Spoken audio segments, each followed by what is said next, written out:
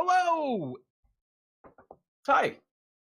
Welcome to DnDTime Brews, a fun little show where myself and Pete talk about Dungeons and Dragons That's stuff and me. homebrew things. Yeah. I don't Yeah. know. I usually have like a spiel ready, but I completely forgot it this week. Pete, what Well, delectable beverage do you have this oh, week? what a great question. I have the Sam Adams Winter Lager. As winter time is rolling in, and so is my desire to drink this tasty, tasty lager. I think this is probably my favorite Sam seasonal. It's very Nice. And you've got summer, you got actually snow out there, right? we did have some snow the other day, the first of the season. Delightful. And of course, I'm enjoying a rum and Coke. Same Yeah. as always. And hello there, chat. How are you all? A plunder preferring stouts and porters. That's fair, plunder. I don't prefer stouts and porters, but that's fine. I also agree with you, Plunder. Straight Scotch for I'm a psychopath. stout boy. I'm a stout boy. Fair enough. They So, should call it Sailor Jeremy. Yeah, that felt really good. Oh, it felt really great. Oh, it felt so good. So everybody, Eddie. we're about to brew some stuff tonight. To begin with, we're going to be taking a look over some of the recent Guildmaster's Guide to Ravnica races that have been released, talking about them, speaking about some things that we thought were cool in them, some things that we kind of wish that they had done a little bit differently, and just going over and giving our general thoughts on them. And we have some other stuff that we might get to as the night goes on, depending on how long that takes us. Including maybe going back over and looking at some of the races that we brainstormed last time that we did a race brainstorming session here on DnDTime Brews, and maybe not brewing one entirely on the stream right now, but picking one out for us to kind of do a little bit of work on, on our own, and then come back and work on more with you. But talking about which one you guys would be most interested in seeing, at least kind of in that direction. So yeah, it should be a lot of fun. We might get to some brewing tonight. Who knows? Yeah, Who I'd knows? like to. We'll see. But yeah, for those of you unfamiliar with DnDTime Brews, I don't know if there are any of you here, but in the VOD world, there's a show where Pete and I homebrew stuff for D&D Time. It's a show that we run every week here on this channel, Pete and Jeremy's D&D Time. You can find us twitch.tv/DnDTime. Every Friday, it's 3 one-hour games featuring viewers like you. So that's why you're here today, is to help us come up with cool races that you can play eventually. It'll be a lot of fun. Yeah. But Pete, we have another project that we'll be starting up in the future. We want to talk about that now or maybe at the end?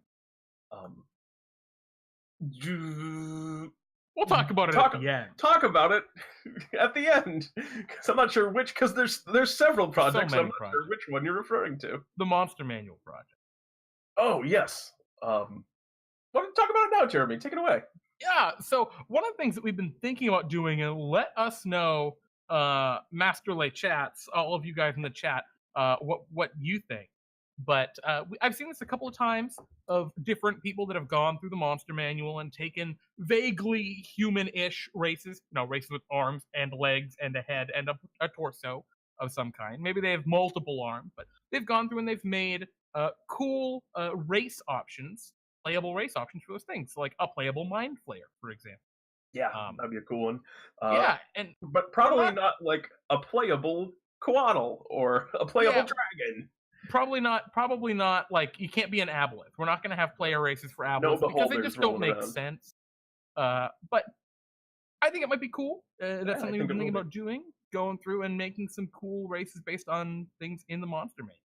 So, and I see in chat now a question about what's going on with Worlds. Allow me to clear this up now. I don't know if I messed up and said something off last time I ran Worlds, but I will be running Worlds on Tuesday as per the usual. So all will be as normal, and we're going to be kind of finishing up with the world that we've been working on, going over with some kind of reviewing it and talking about that on Worlds on this Tuesday and for the last Tuesday of before our kind of winter break that we take. So that will continue to happen. Don't worry about that, y'all. Yeah. So, I guess without further ado, um, let's talk. Oh, well, here's the thing. I see Frog saying a playable Froghemoth might be fun. Froghemoths are like they're really large. I think they're at least large. They might be huge creatures. That might be something that's a little out of the scope of what we're going for. Yeah. We're looking more at stuff like Dryad and Mind Bullywug. Flayer that are human sized. That might make sense for a player. To play. Bullywug and Grung, if we're talking frogs. I see you hated the races in Guildmaster's Guide to Ravnica so much that you decided to remake them. That's an interesting conversation. We're going to actually go over versus Guildmaster's Guide to Ravnica right now. We're going to talk about what we liked, what we didn't like, and without further ado, let's start with the Centaur. Yeah, absolutely. Would you like to start with this one, or should I read it? I mean, I through? was kind of passing the torch to you, but I can start it. All good. We'll take it away, Jeremy. Very well. Grab The Centaur. This is the first kind of option for Guildmaster's Guide to Ravnica. Let me know if the text is a little too small for you guys. I can try to embiggen it, and maybe that'll help. I like that word. Yeah, that's a Mike Morrow's word. I stole it. I'm just gonna admit that wholesale. Centaur, medium creature, +2 strength, +1 wisdom, 40 speed. All right, I like this. 40 speed that coincides with like the riding horse. Being the Good horse. start, makes sense. Medium size, that's a little weird, but you know what? That's fine. I'm not like that's not a deal breaker. Making it large would add so many weird Yeah. problems associated with a size large creature, including weapon damage dice and just fitting in most locations. Yeah, but it would add a lot fine. of issues for sure. And then let's talk about this. Age. Centaurs mature in age at about the same rate as humans. Sure. Cool. Alignment. They're inclined toward neutrality. Those who join Selesnya are more often neutral good, while those who join the Gruul are more typically chaotic neutral. All right. That is Ravnica lore, but cool. They are more neutral, sure. Size. They stand between 6 and 7 feet tall. All right, shit. They're still pretty big, actually. They aren't gigantic. They're still pretty large. With their equine bodies reaching about 4 feet at their withers, your size is medium. What are the withers? And here's an interesting thing to note, right? The size of a creature, so medium, is about their area of control, not necessarily how large they are. So, like, how big this horse might physically be larger than this 5 by 5 foot, right? If they're 7 feet tall, they might be like, I don't know how long horses are, but they might be comparably large, which would make Yeah. them bigger than 5 by 5. But because of maybe their maneuverability, they can only maintain a smaller area of control. That's kind of how sizes are referenced in 5th edition, so it makes sense. Enough sense. Here's my only real issue with the Centaur, and that is that they are fey creatures. They are not humanoids. That's a little funky. Yeah, it's kind of an interesting because up above for keeping mechanical consistency, they decided to make the creature medium because they've never done a large monster for a race or a large creature for a race, and it would completely kind of change the way they had to design the race. But they did decide to break the mold and make a non-humanoid race instead of that, which kind of does change the way things kind of interact with the design. I don't know if we want to come back to that or talk about what that kind of means now. We might as well just talk about it now. Basically, all being fey instead of humanoid means is this centaur actually has a ton of secret hidden immunity. Spells like Charm Person, Dominate Person, Hold Person, any sort of Vampire's Charm, Harpy Charm, or Siren's Call, any of those things that affect humanoids do not affect the centaur. So, being fey, this is just a ton of like secret little immunities that are pretty impactful actually altogether.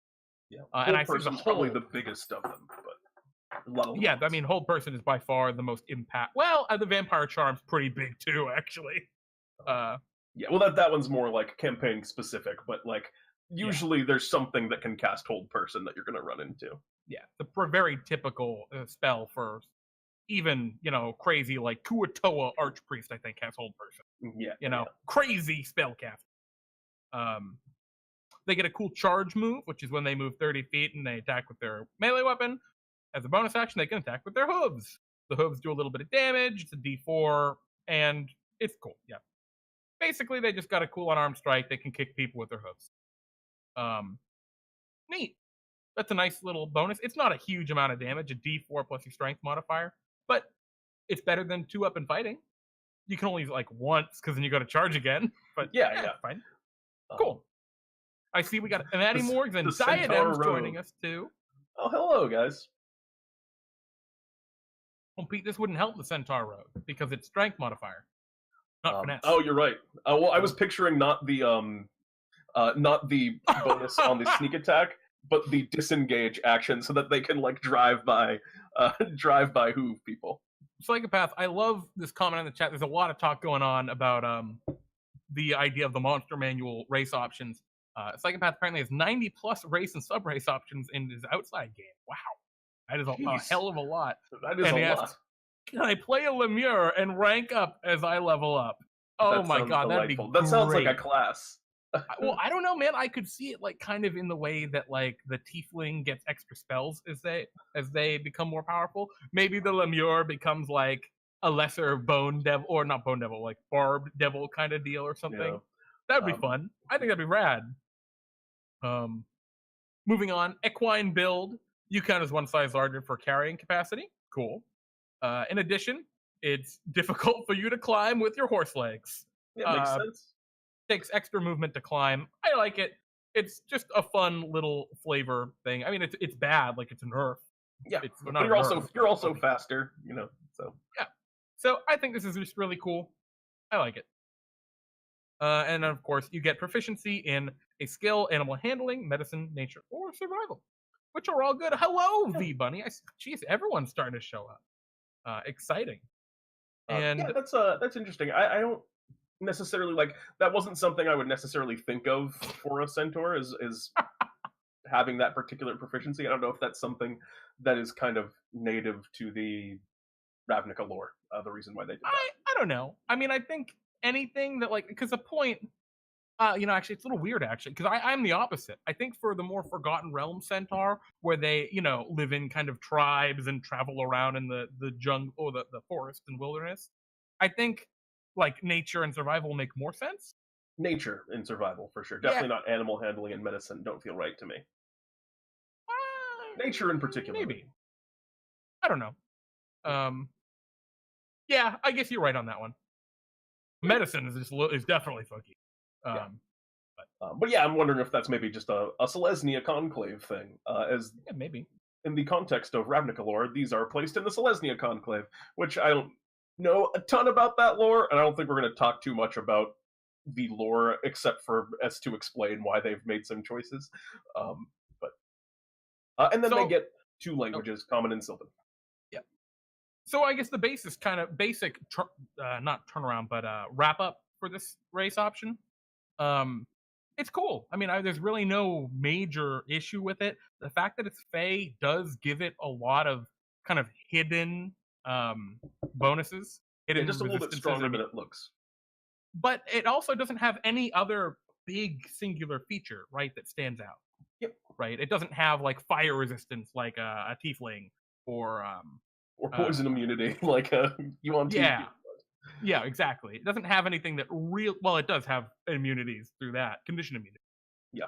But that's, I guess, what I'm getting at. It's really not game breaking. I think it's fine. It'll make a really great cleric, though. Strength and wisdom, there are not a lot of races that get those options. Yeah, agreed. The centaur is one of the better ones. I think the centaur is pretty cool. Yep. And the reason we're going over these is because we want to talk through with you guys where we feel about, or how we feel about these, because soon some of these are going to be in D&D time, maybe all of them, who knows. I guess you'll all know by the time we're done. Yes, indeed. It's a callback to the original centaur doctor guy of Greek myth. Oh, is that like a thing? Is there a centaur doctor in Greek myth, Roger Fly? I was not. That would be really interesting, actually. Barful says herbal shit in the forest. All right, you know what? Maybe that's why. Maybe that's why they have medicine. Regardless, this is a pretty fine class. There's really no major qualms. Just a little weird, unconventional effect. But that Very brings us good. to the next one, which is Yes. Loxodon. Allow me to speak to you now about the Loxodon. For anyone unfamiliar with Loxodon, these are a thing that are part of the Ravnica flavor. They are essentially big humanoid elephants, which are pretty delightful. You got a big kind of trunk and your big floppy elephant ears. You just basically look like an elephant that stood up and walking on two legs. Um, and so let's start talking about the features you get. For ability scores, you get a Constitution +2 and Wisdom +1. On the subject of things that make very good clerics, that's another one right there. Um, and you have a speed of 30 feet, and you are also size medium, despite being elephants, which are huge. Uh, you are just a Well, much you're more elephant scaled people. down elephant. They're still very big, as we'll get to when we speak about size, but you are size medium, keeping with consistency, which is good. So for their age, Loxodons physically mature at the same rate as humans, but they live about 450 years. They highly value the weight of wisdom and experience and are considered young until they reach the age of 60. So that's pretty interesting. Alignment. Most Loxodons are lawful, believing in the value of a peaceful, ordered life. They also tend toward good. That feels right to me. I look at elephants and I think they're jolly and nice, and I like that they kind of kept the Loxodons a little bit more independent of the Ravnica lore. So, like, if you're playing a kind of a this humanoid elephant outside of necessarily it being a Loxodon or part of the world of Ravnica, um, that kind of alignment description is a little bit more all-purpose, which I like. Yeah, and to answer Farfel asking in chat, Loxodon are not Ravnica specific in Magic. Loxodon exists all throughout the Magic multiverse.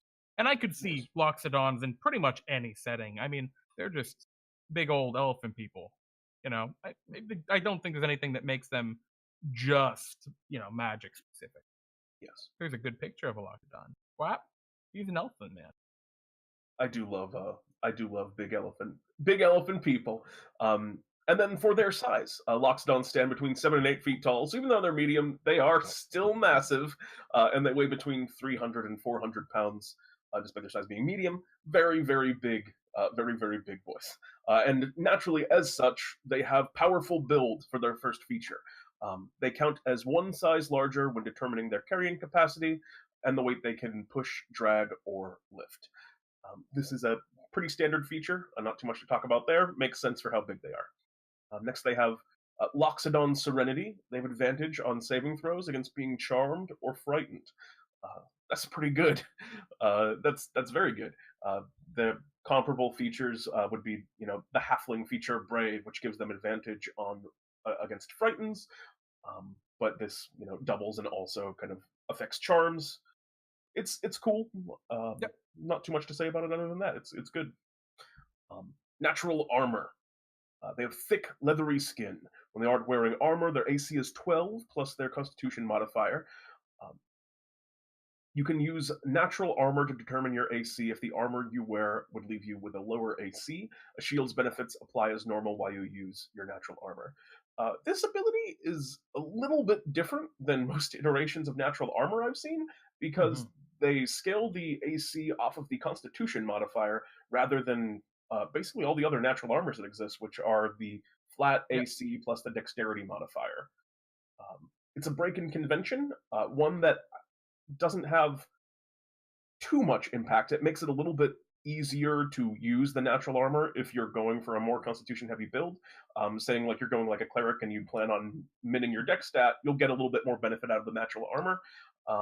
It's I don't think overly impactful that they made that choice. Just a little bit different, odd. I don't know if I like or dislike it. Not sure how I feel about it. Jeremy, your thoughts? I think it's fine. I have no issue with it at all. Yeah, It's just it's all right. just different. Yeah. It's not and- like it does break convention, but there's really nothing wrong with it. I mean, it's not like it's your strength modifier, right? Or like your big attack feature. Oh yeah, it doesn't scale with your Yeah. primary stat. Not like 12 plus wisdom, making them Yeah. a brutal cleric. Although I suppose most of the time clerics are going to wear armor anyway. Aside the point. An interesting thing to note, by the way, the fact where it says you can use your natural armor to determine your AC if the armor you wear would leave you with a lower AC. That's actually already is a rule. If you have Yeah. natural armor, you can already choose that. that text in there is just a reminder text to clarify in case An you were. important one too, because uh, people Yeah, oh, of that's one course. that gets very confused. Well, I Gets like that confused one. very regularly.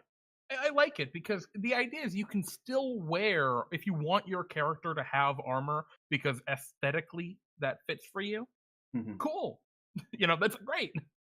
Yeah. Or if you have magic armor with a good ability, but your natural armor is just better. Sorry, go on. I No, didn't no, mean to no. interrupt. Agreed. No problem. And next we have the trunk. This is absolutely delightful. You It can is grasp. delightful. Do you want to do it, Jeremy? I know you really like this feature. The trunk. You may grasp things with your trunk and use it as a snorkel. It has a reach of 5 feet, and it can lift a number of pounds equal to 5 times your strength score. Big. You can do it. You can use it to do the following simple tasks: lift, drop, hold, push, or pull an object or a creature, open or close a door or a container, grapple someone, or make an unarmed strike. Your DM might allow other simple tasks to be added to that list of options. Your trunk can't wield weapons or shields or do anything that requires manual precision, such as using tools or magic items or performing somatic components for spells. Um, awesome. Well, yeah, it's fun. Uh, does not offer a ton of power, other than like the ability to like slap someone with your trunk or grab someone with your trunk while you're kind of wielding a couple weapons or interact with your environment. But all of the stuff that you would be doing with your trunk would be taking kind of like similar action economy, and it's also just probably you're doing that for flavor more than you are for any power. So it's kind of like a really cool ribbon, I would say. Almost, I don't see any way to kind of like break this feature personally. I don't know about you. Oh, I don't know. It's just fun. Yeah, I just do just want to point out something, a comment in chat, V Bunny, saying 12 plus con is nice, but weak, referring, I think, to the natural armor. yeah. Most of the other natural armors I are 13. completely disagree. I could not disagree more with that statement. It is not optimal, right? 13 plus con would be optimal, but that doesn't make it weak. Just because it's not the best armor class in the game doesn't make it bad. But it's also just different because if you're going Yeah. with this kind of option and you want to do like a natural armor build, but you're not going to have any decks, it's also a different option to still give you some of those benefits. So, Yep, exactly. it's definitely just another option, although maybe not quite as powerful as say the lizard folk natural armor. And then the last feature, and undoubtedly the most controversial feature on this particular creature, is Keen Smell. Thanks to your sensitive trunk, you have advantage on Wisdom Perception, Wisdom Survival, and Intelligence Investigation checks that involve smell. And this is certainly more controversial than it seems. For starters, it is something that hasn't been done, as far as I'm aware, a mechanic that strictly gives advantage on a skill check up until this point.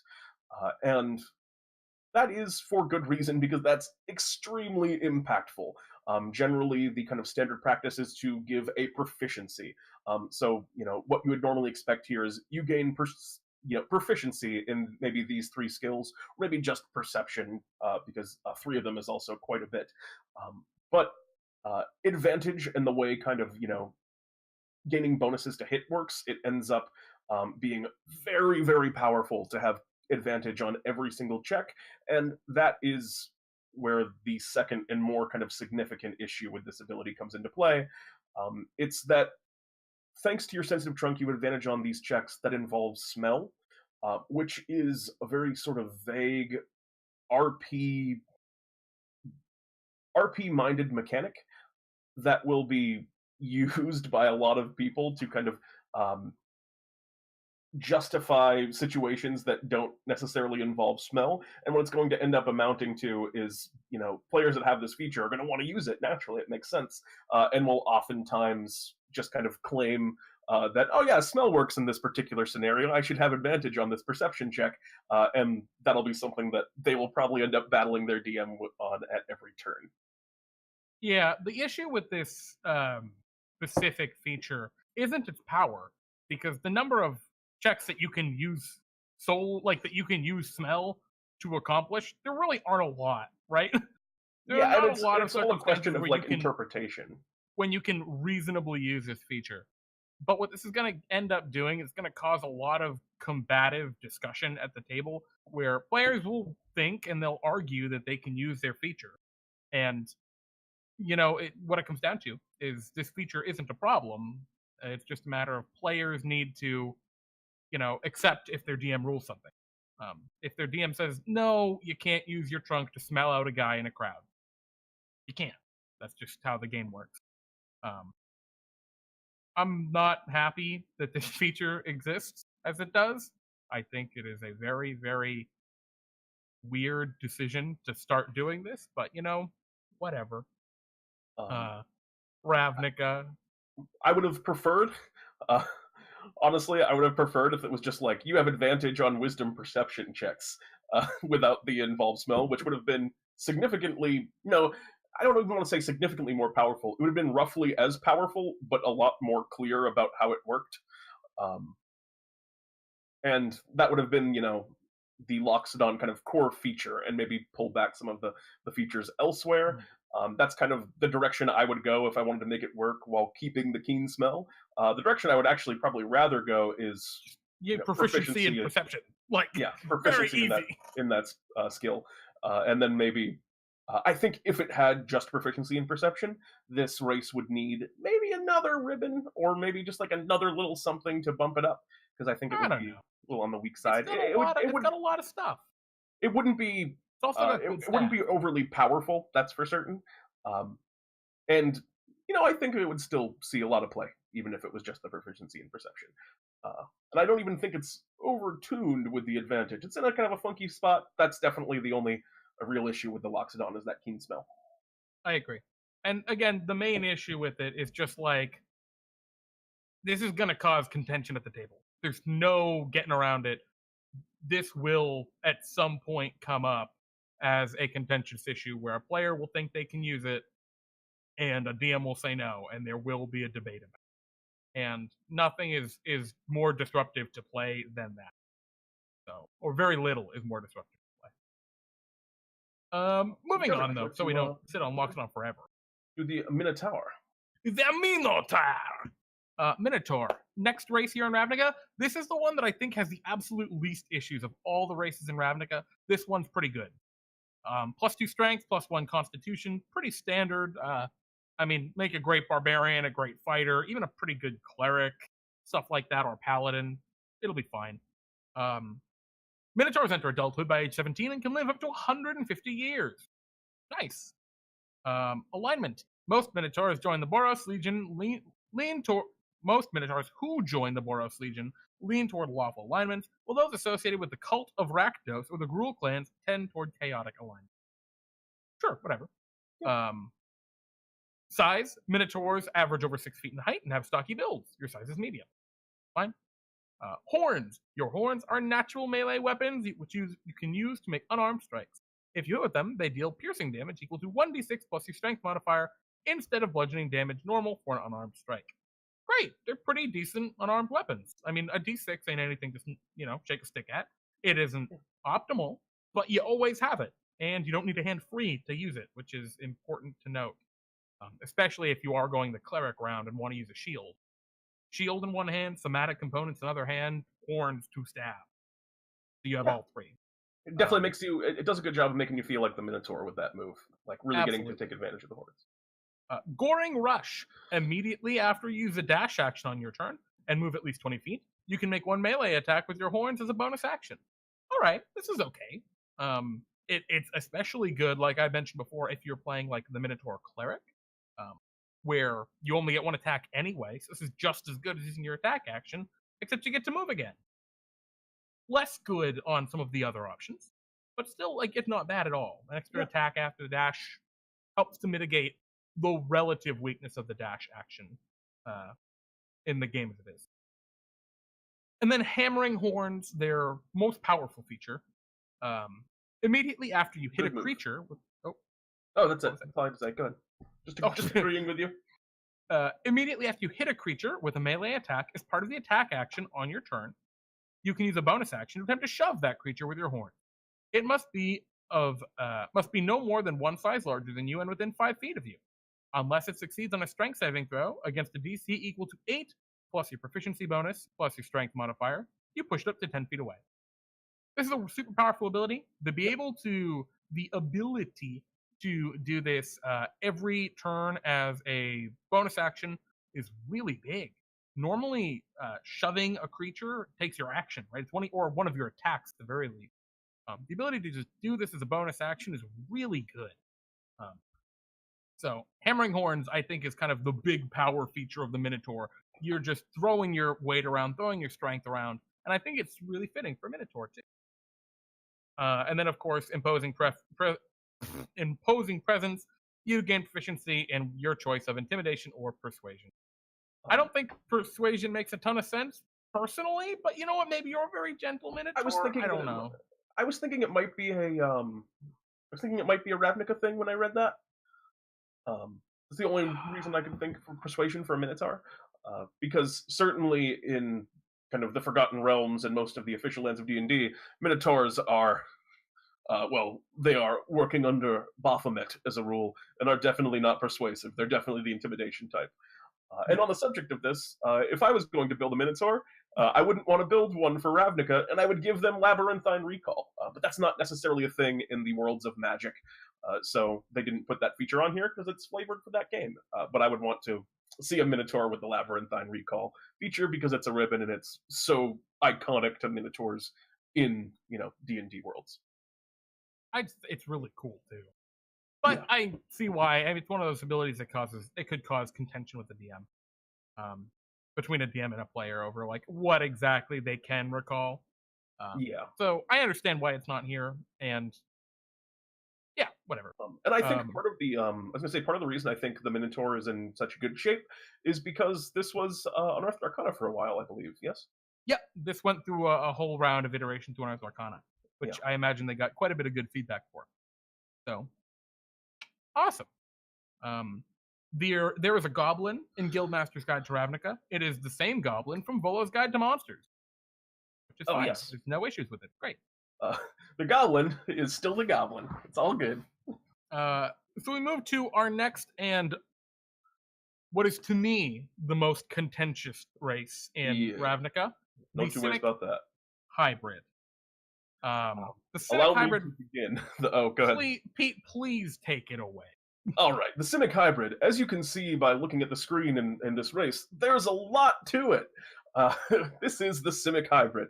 And to explain a little bit about what this actually is meant to be, the Cynic are a guild in Ravnica, for anyone who doesn't know that lore, that are very...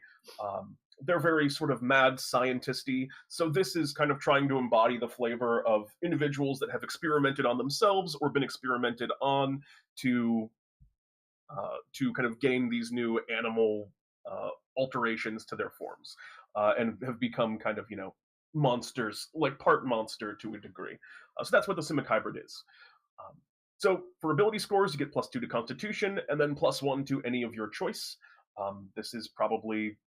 in terms of at least the idea of it, is you were something else before you became a Cynic Hybrid, so that +1 is to represent, the other part of what you used to be, and then the con, your improved body from the new form.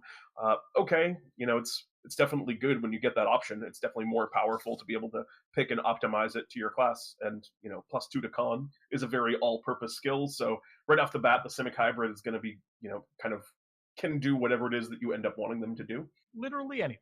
Yep. So their size is medium and speed 30 feet, nothing there. Age. Hybrids begin their lives as adult humans, elves, or Vidalcan, which is another of the races, which we'll talk about after this. They age at a slightly accelerated rate, so their maximum lifespans are probably reduced somewhat. The Guardian Project has not been operating long enough to observe the full effect of this phenomenon. I don't know what that means, but again, lore stuff. Alignment.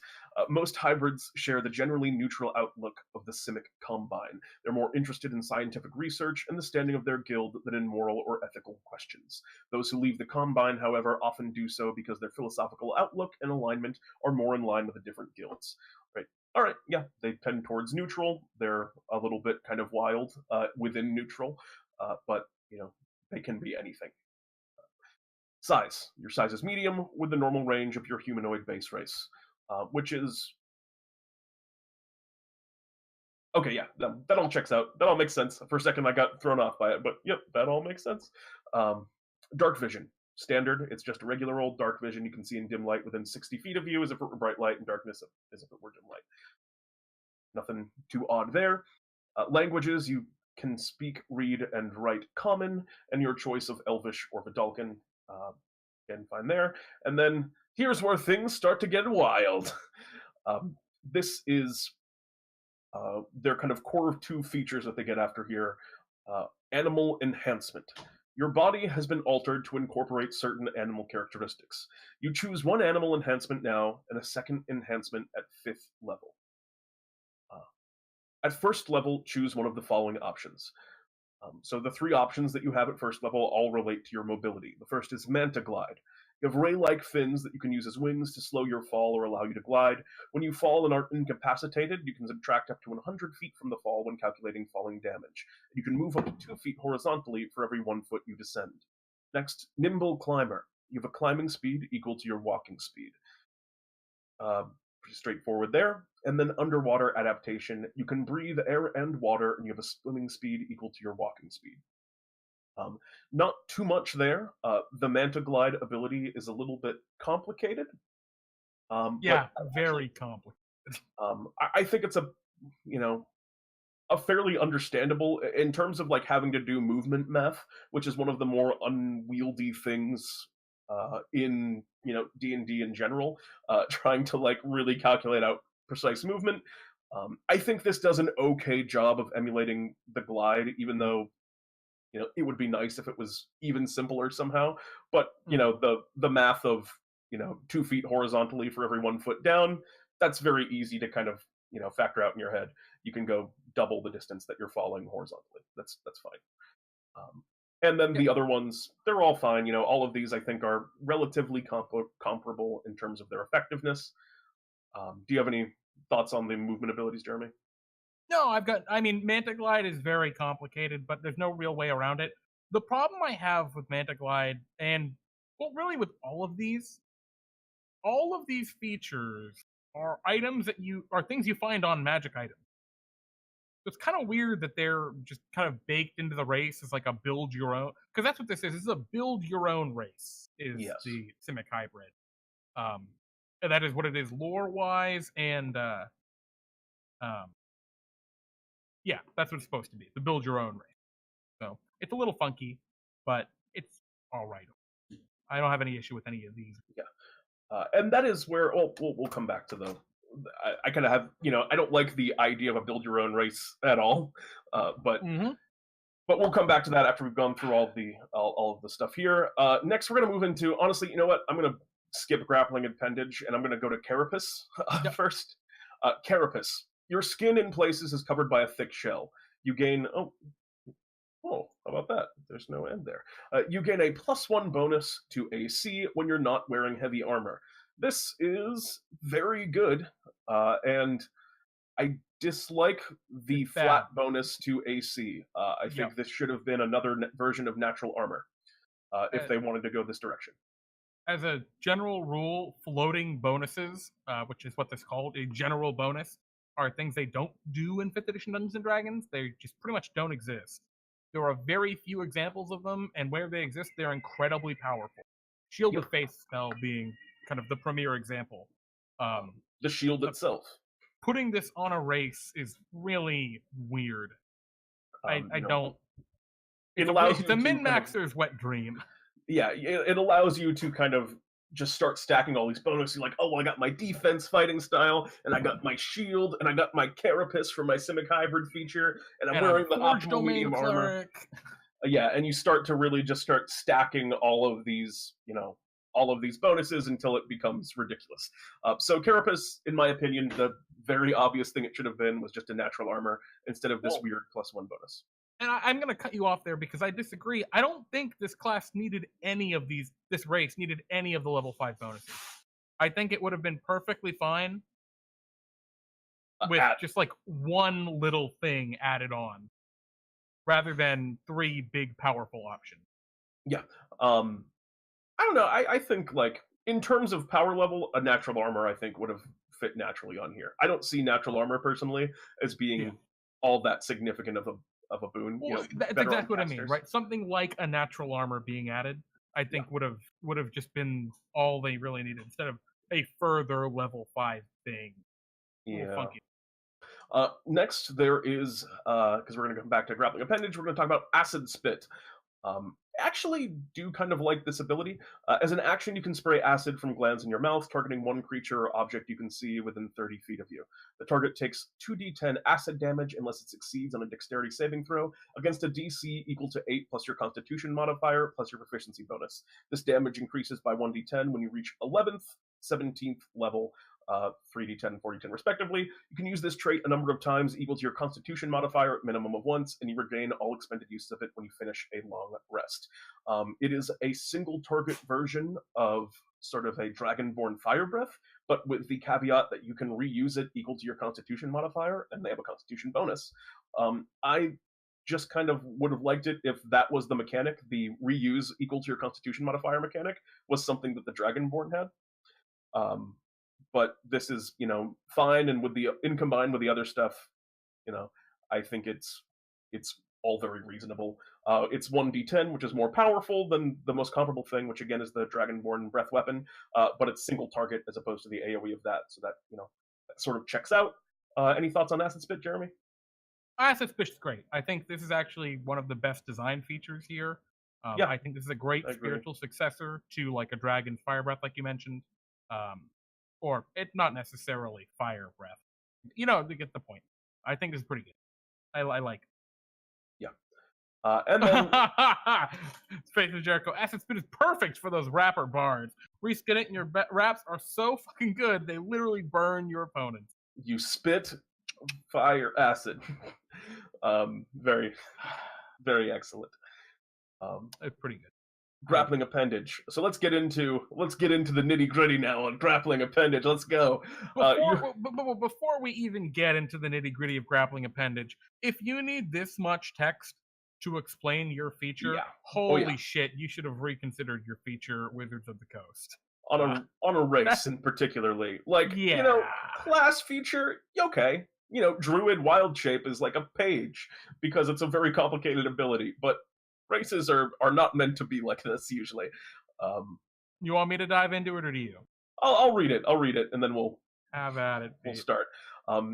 So, grappling appendage. You have two special appendages growing alongside your arms. Choose whether they're both claws or tentacles. So fine so far.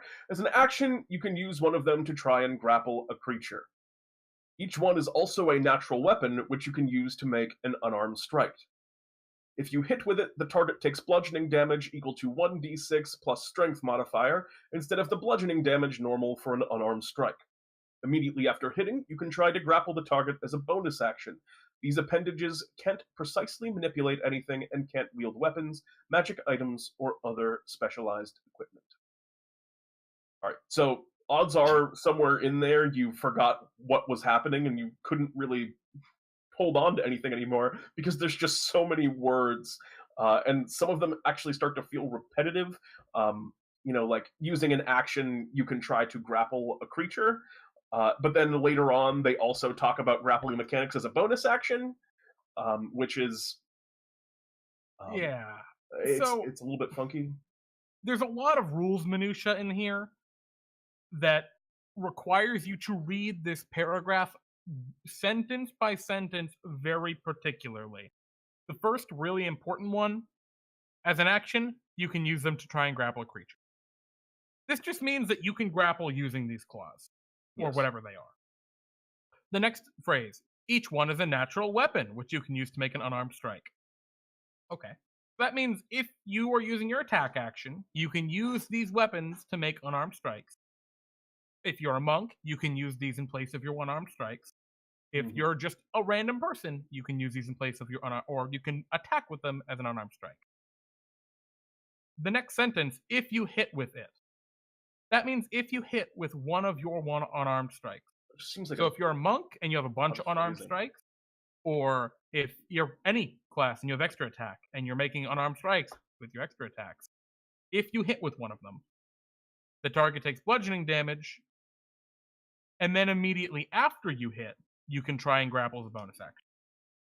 What this paragraph is saying is whenever you hit with one of these weapons, you can try and grapple using your bonus action after. That is rules as written what this says. Grappling is a really funky mechanic in 5e. They know that. Jeremy Crawford knows that at Wizards of the Coast. Everyone who's played with a character that has grappled a lot in their games knows that grappling is a very powerful mechanic. Letting this race option do it as a bonus action is game breaking, and I despise it fundamentally. I am blown away that this made it into the final product. Yeah, so that's all I got.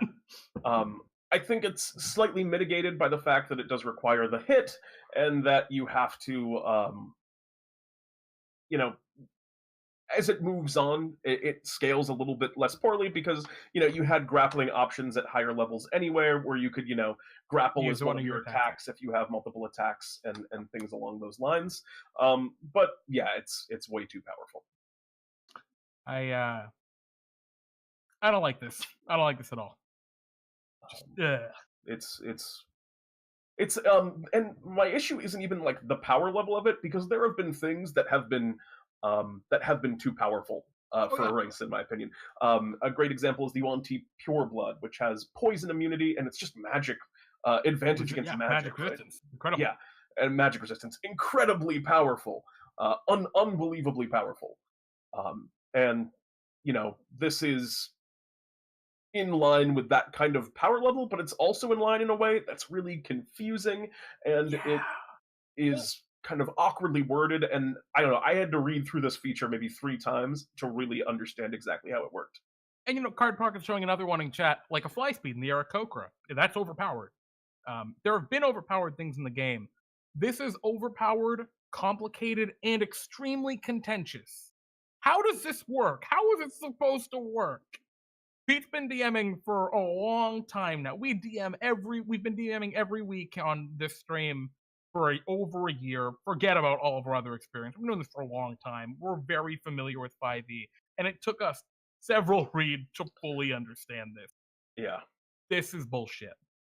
This shouldn't have been in the game. Let me also just speak about the design of the Simic Hybrid on the whole, and why I don't like this idea of a kind of a build-your-own race. I understand that that's the gimmick of the Simic Hybrid, and that they're going for this feeling of, you can mix and match these abilities. You can be any combination of things, because each Simic Hybrid is a little bit different depending on what the nature of, the experiments that have led you to this corporeal form are. That absolutely makes sense, and I get that flavor, but basically always that has been done as sub-races. This seems like a race that should have just had a couple of sub-races that tried to cover a couple of basic archetypes. For example, if you wanted to have this kind of, tentacly battler archetype, aquatic adaptation. Yeah, make that, a subclass where you have the tentacles as part of the subclass, and, maybe they don't do exactly this, they do something simpler, but, you have the tentacles. And you can call them whatever you want, or claws, what have you. I assume everyone's going to go tentacles, because that's way more fun. But yeah, I would have really liked to have just seen this be sub-races instead of one race with this weird kind of build-your-own mechanic. It feels like they just combined a couple, like 3 or 4 sub-races into one race to save on page space, which is... That would be weird if that was actually what the reason was. That'd be wild. We'll move on to the last thing real quick, because our opinions seem very clear here. Vidalcan. Mind if I take it away, Pete? Of course, I'll take it. Vidalcan. +2 to strength? Oh, and wait, what? Oh, nope, sorry. I think that I was updating it while we were going through. It's intelligence and wisdom, and their speed is 30 feet. +1 to wisdom. Those are fine ability scores. 30 feet of speed, fine, no issue there. Obviously, this thing is going to be very good as a spellcaster. Vidalcan mature slower than humans, reaching maturity by age 40. Their lifespan's typically 350 years, but some live to 500. Cool, whatever. That sounds fine. They're usually lawful and non-evil. Great, nice people. We love that. Finally. Tall and slender, Vidal can stand 6 to 6.5 feet tall on average, and usually weigh less than 200 pounds. Your size is medium. I just want to take a quick interlude. Why is everything in Ravnica just very tall?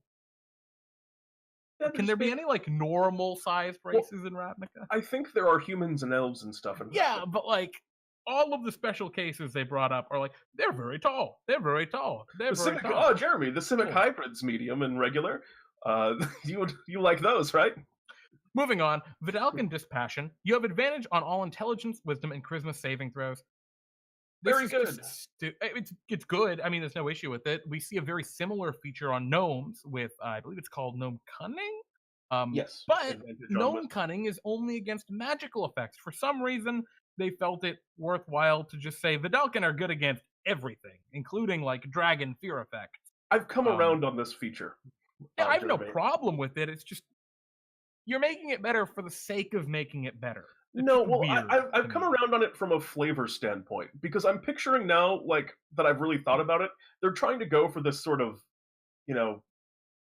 sort of a Vulcan vibe, almost, where they're just very logical. So, like, the dragon's mighty roar, they just look at it with Vindalcan dispassion. They look at it and they're not inspired or afraid of it. They, see the situation logically, which, I don't know, I've come around on this ability. I think it makes sense for the Vindalcan. Well, regardless, there's no issue with it. Yeah, it's a fine. Yeah, it's a fine ability. The next feature, however, I do have what you mean. This was, of all the things, Jeremy was really. I was offended by this feature. Jeremy hated grappling appendage. This was the one that I hated. I'm still offended by this. Tireless precision. You are proficient in one of the following skills of your choice: Arcana, History, Investigation, Medicine, Performance, or Sleight of Hand. You're also proficient with one tool of your choice. Awesome. That's great. What a great feature. Whenever you make an ability check with the chosen skill or tool, roll a d4 and add the number to the check's total. Can I talk about why I dislike this so much, Jeremy? Please, Pete. This has never been done. This has never been done for a reason, and that's because you have destroyed the purity of the skill check. Skill checks are great because you roll a d20 and add a modifier to them. Sometimes there are spells that add bonuses and other kind of interactions, but not in the core of making a skill check. And now, whenever the Vindalcan makes this skill check, there's a whole nother dice involved. I really don't like it. And Bionic Shiva, so like complicated expertise, and that is... Yeah. Exactly. That is exactly what I would have done with this class if I was making it. It hasn't been done before, but I would have used expertise mechanics and said, you gain double your proficiency bonus for this skill. The only reason they didn't use expertise, I refuse to believe they didn't use it for the sake of having a Vidalcan bard with expertise. That is not the reason they did it. Because Vidalcan would make terrible bards by lore. The reason they did it is to be different, like the Arcane Archer subclass option for the fighter, and design for the sake of being different is shitty design. I'm sorry, Crawford. It's my personal opinion on it. Don't do stuff like this. You're ruining the game. Sorry. That's my feel. This was the one that I had the most issue with as well. This was the one that I was like, why would you? This shows a complete disconnect with new players to the game, too. Whoever came up with this has not played with new players. And in a module that is focused at new players coming from Ravnica, this is even worse. New players, you tell them to make a performance check, and they're like, well, how do I do that? And this says, oh, well, before, look at your performance thing and roll. Oh, no, look at your performance thing and roll, but are you also this in that? And just no. New players aren't going to get this. They're not going to remember it. They're not going to understand it. They're going to be confused. I'm just, Yeah, anyway, the tireless precision could have been done better. And that is the end-all and be-all of that sentence. And I don't know. It's like, I don't mind as much for new players. I just dislike, I feel like a new player would have fun rolling that d4. There's like something to be said for like someone who doesn't, I don't know. It bothers me more as an experienced player than I think it's going to mess up It is an mess up a newbie. uninspired choice for Yeah, an uninspired inelegant, race. inelegant. Um, and then partially amphibious. By Oh, absorbing talking about oxygen through your inelegant. skin, you can breathe underwater for up to an hour. Once you reach this limit, you can't use the trait again until you finish a long rest. Okay. Why can't you just say you can breathe underwater? Like, doesn't. I feel like that particular I don't feature, my image, my image of that particular feature is know. whoever was sitting in the office was like, someone was like, "Oh, well, why don't we just give them the ability to breathe underwater?" And then the person who was in charge of lore specifically for Ravnica was like, "No, the Vidalcan can only breathe underwater for 1 hour. Absolutely not. This is unacceptable." And someone put their foot down on that is an important and core thing to who these people are. So that's why that's in there. If I had to just take a random guess. And as Farfel said in the chat, Jeremy Crawford or anyone, if you're here, make sure to at Danger05Bacon. That's Dangerous Bacon where the S is a 5. If you have any issues with how we run our stream here. Be as rude as you can to him, though. He prefers it. Disadvantage on poison saving throws because of the same trait. Yeah, exactly, Maddie. Why be so granular if you're not going to be totally granular? This is a level of granularity that 5th edition doesn't use. Why are you incorporating it seemingly at random now?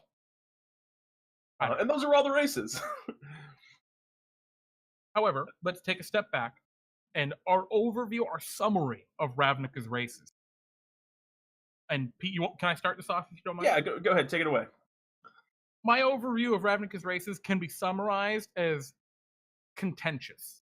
The choices and a lot of the features are confusing, they're convoluted, and they're going to spawn places arguments at the table. They're going to be the cause of disruptions to play and debate between player and dungeon master over, does my feature do this? Can I use my feature like that? How does it really work? And why does it work? Why can't I use my keen smell on the Loxodon to smell out people in a crowd? Why can't I use my grappling appendage to do whatever it is that these things are going to make issues. There are going to be problems at the table, and that's just kind of the short and narrow of it. If I could offer a slightly more positive outlook, there's some cool stuff in here for sure. With the exception of, I think, keen smell is the one that I think really is going to cause problems at the table. Yeah. I think I think there's a lot of stuff here that can be used, and as much as this design isn't going to appeal to veterans like myself and Jeremy in most cases, these are cool races and I think pretty good, and in a lot of cases, fairly flavorful representations of the races from Ravnica. And this is definitely, I guarantee you that Guildmaster's Guide to Ravnica is going to bring in a ton of players for Magic, from who are into Magic and want to play D&D in a Ravnica setting, which is good for the D&D community and will help the community grow. So on the whole, as much as there's some issues here, it is positive that, this is going to undoubtedly expand the community. So, with all that being said, Pete and I have come to a conclusion ahead of time about how we feel about these races being in DnDTime. A conclusion on all of Ravnica and DnDTime, and that is everything except for the backgrounds are a-okay. Yep. If you want to play a Simic hybrid in DnDTime, go ahead. It's fine. Yep.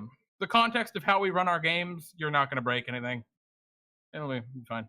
And if you try and get away with some real bullshit Loxodon keen smells, we will have we'll just tell you it doesn't work. We'll just say no, and you'll have to be upset about that, and you'll know that we've said it now in advance. We'll have this quote to come back on.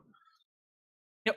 So from Guildmaster's Guide to Ravnica, all of these race options are a-okay for use in DnDTime, and the 2 class options, which we're not going to go over in detail right now, but we'll briefly touch upon.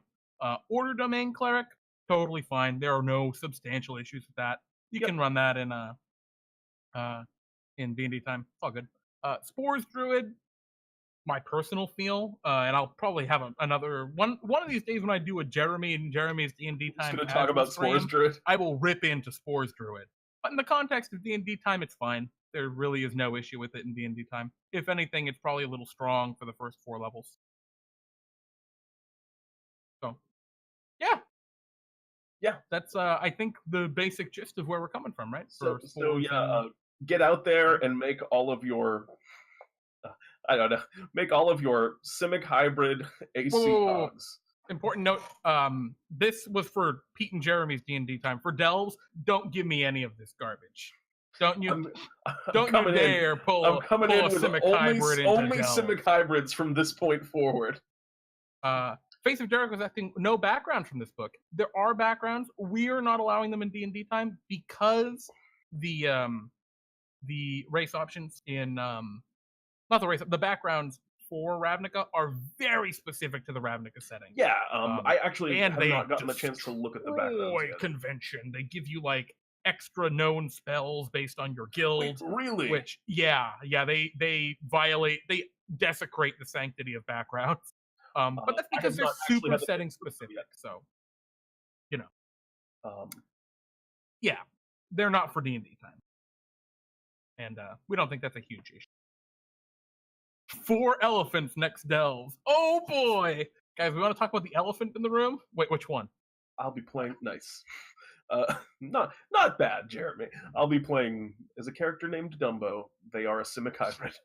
And with that, Jeremy, would you care to take a brief break and refresh our drinks? Yeah, so Pete and I are going to take a quick break, refresh our drinks. When we get back, we're going to take a brief interlude to talk about something interesting that we found in the workshop. This is something we're going to be doing every so often when something of pretty appreciable quality ends up getting built up and goes through the workshop. Yeah, catches our eye. We're going to pull these diamonds from the rough and talk about them. So we're going to be talking about the travel domain specifically. It's been brewed up by Farfel in chat. Farfel 13. And we're just going to talk through it a little bit, take 5 or 10 minutes discussing what we see, what we like, what we don't like. And really what we're going to be focusing mostly on are what are the next steps to making it a great and ready to roll subclass option. Indeed. So stay tuned. We'll be back in 5 minutes with more DnDTime Brews. See you soon.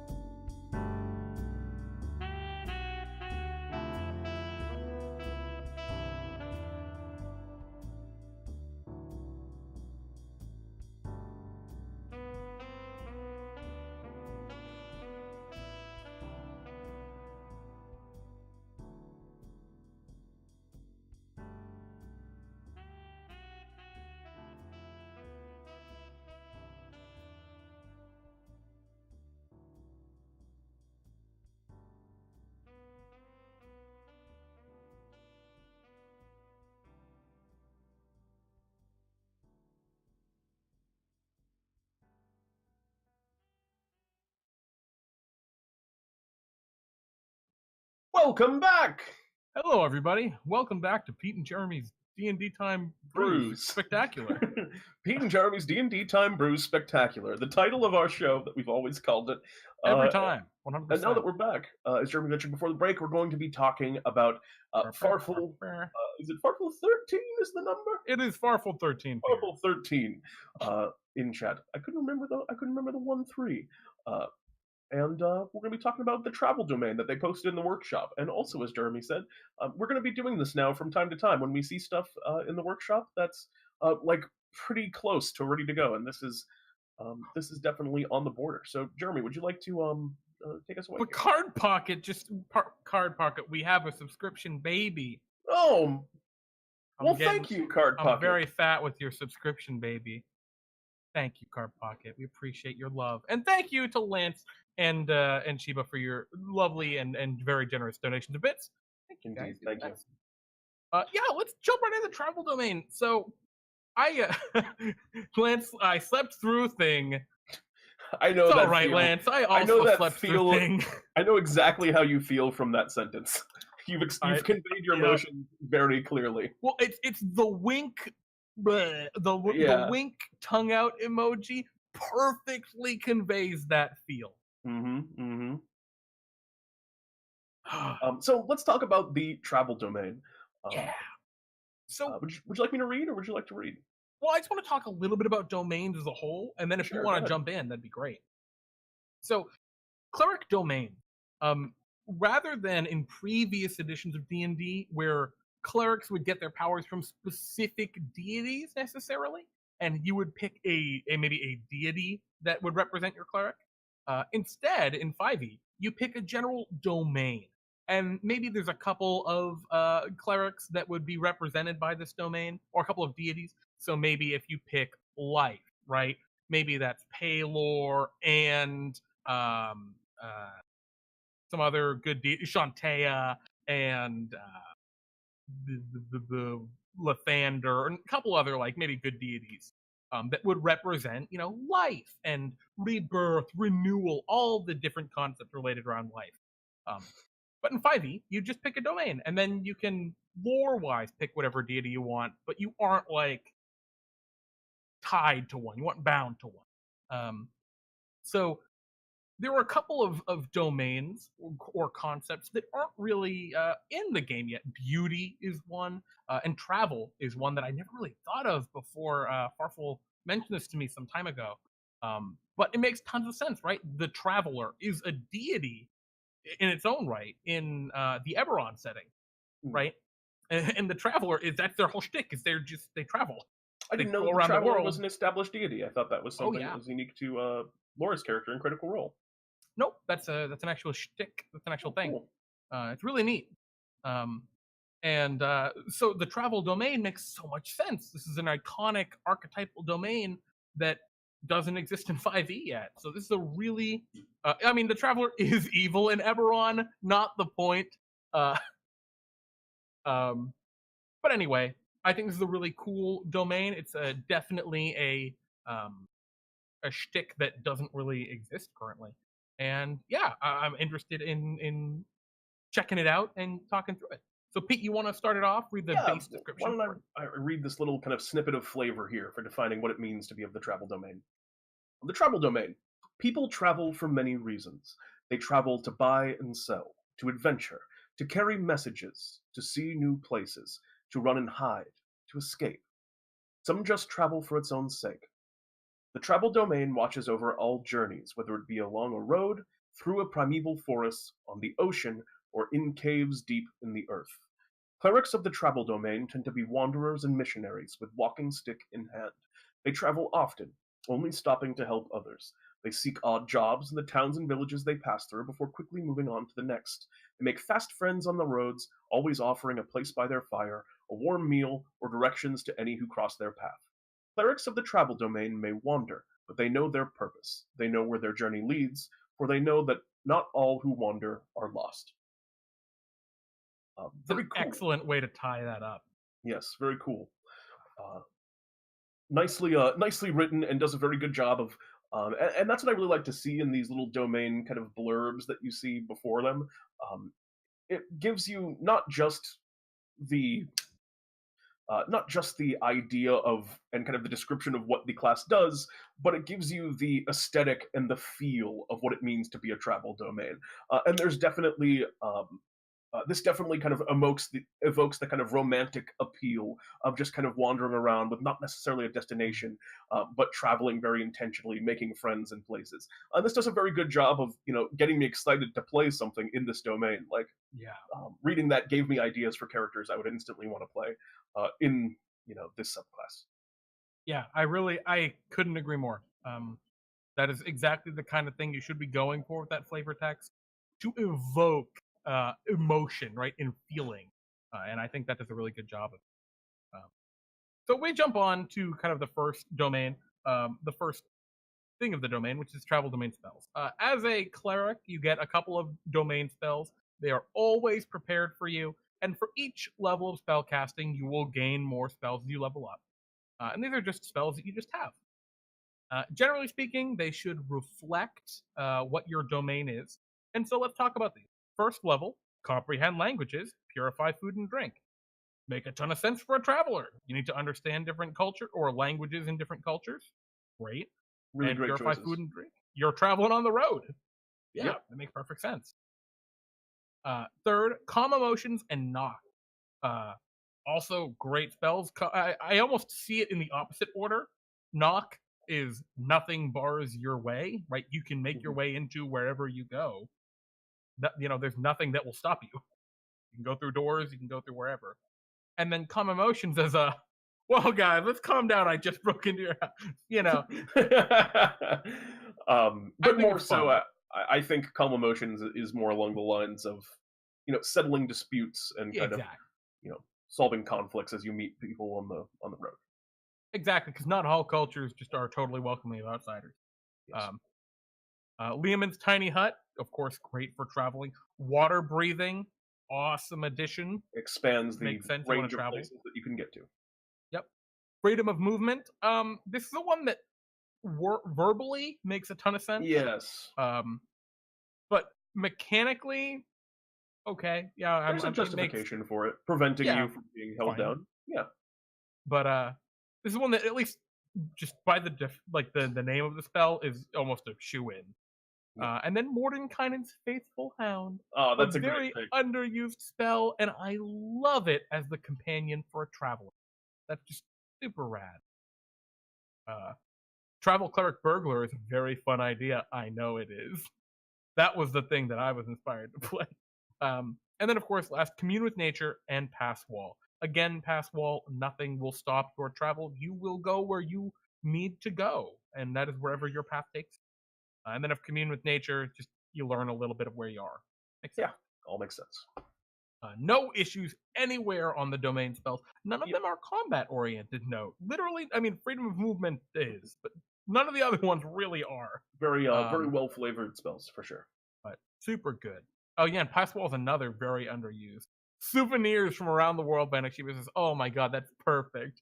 You're the opposite of what this was originally concepting as. Of the I'm just traveling for experiences. Now I'm gonna steal everything. That's my. I have to steal a little bit of everything. Which is a sign of a good kind of flavor there when it's inspiring all these different sort of Yeah, takes on the thing just by looking at it. Like, I love it. yeah. Um, So it's that other. Oh, I was gonna say at first levels. Do you mind? please, Pete, go ahead. At first level, they gain the feature called Well Traveled. You're a skilled and experienced traveler. You gain the following benefits: your base walking speed increases by 10 feet. Makes sense. You gain proficiency in navigator's tools, land and water vehicles, and cobbler's tools. I really love the inclusion of cobbler's tools. Absolutely, You wear out your excellent. soles from walking. You got to learn how to fix your shoes. That's really great. Um, you use a quarterstaff as a spellcasting focus instead of a holy symbol for your cleric spells. Uh, Again, this makes a lot of sense. It's your walking stick, and you kind of cast your spells through that. Next, you gain a +2 bonus to AC while wielding a quarterstaff in two hands. When wielded in this way, the quarterstaff counts as a shield for features that disallow shields. And the final feature is you have advantage on any saving throws to resist the effects of extreme weather conditions. Again, uh, very flavorful there. So Jeremy, the first feature here, this you gain +2 bonus to AC while wielding a quarterstaff in two Oh, hands.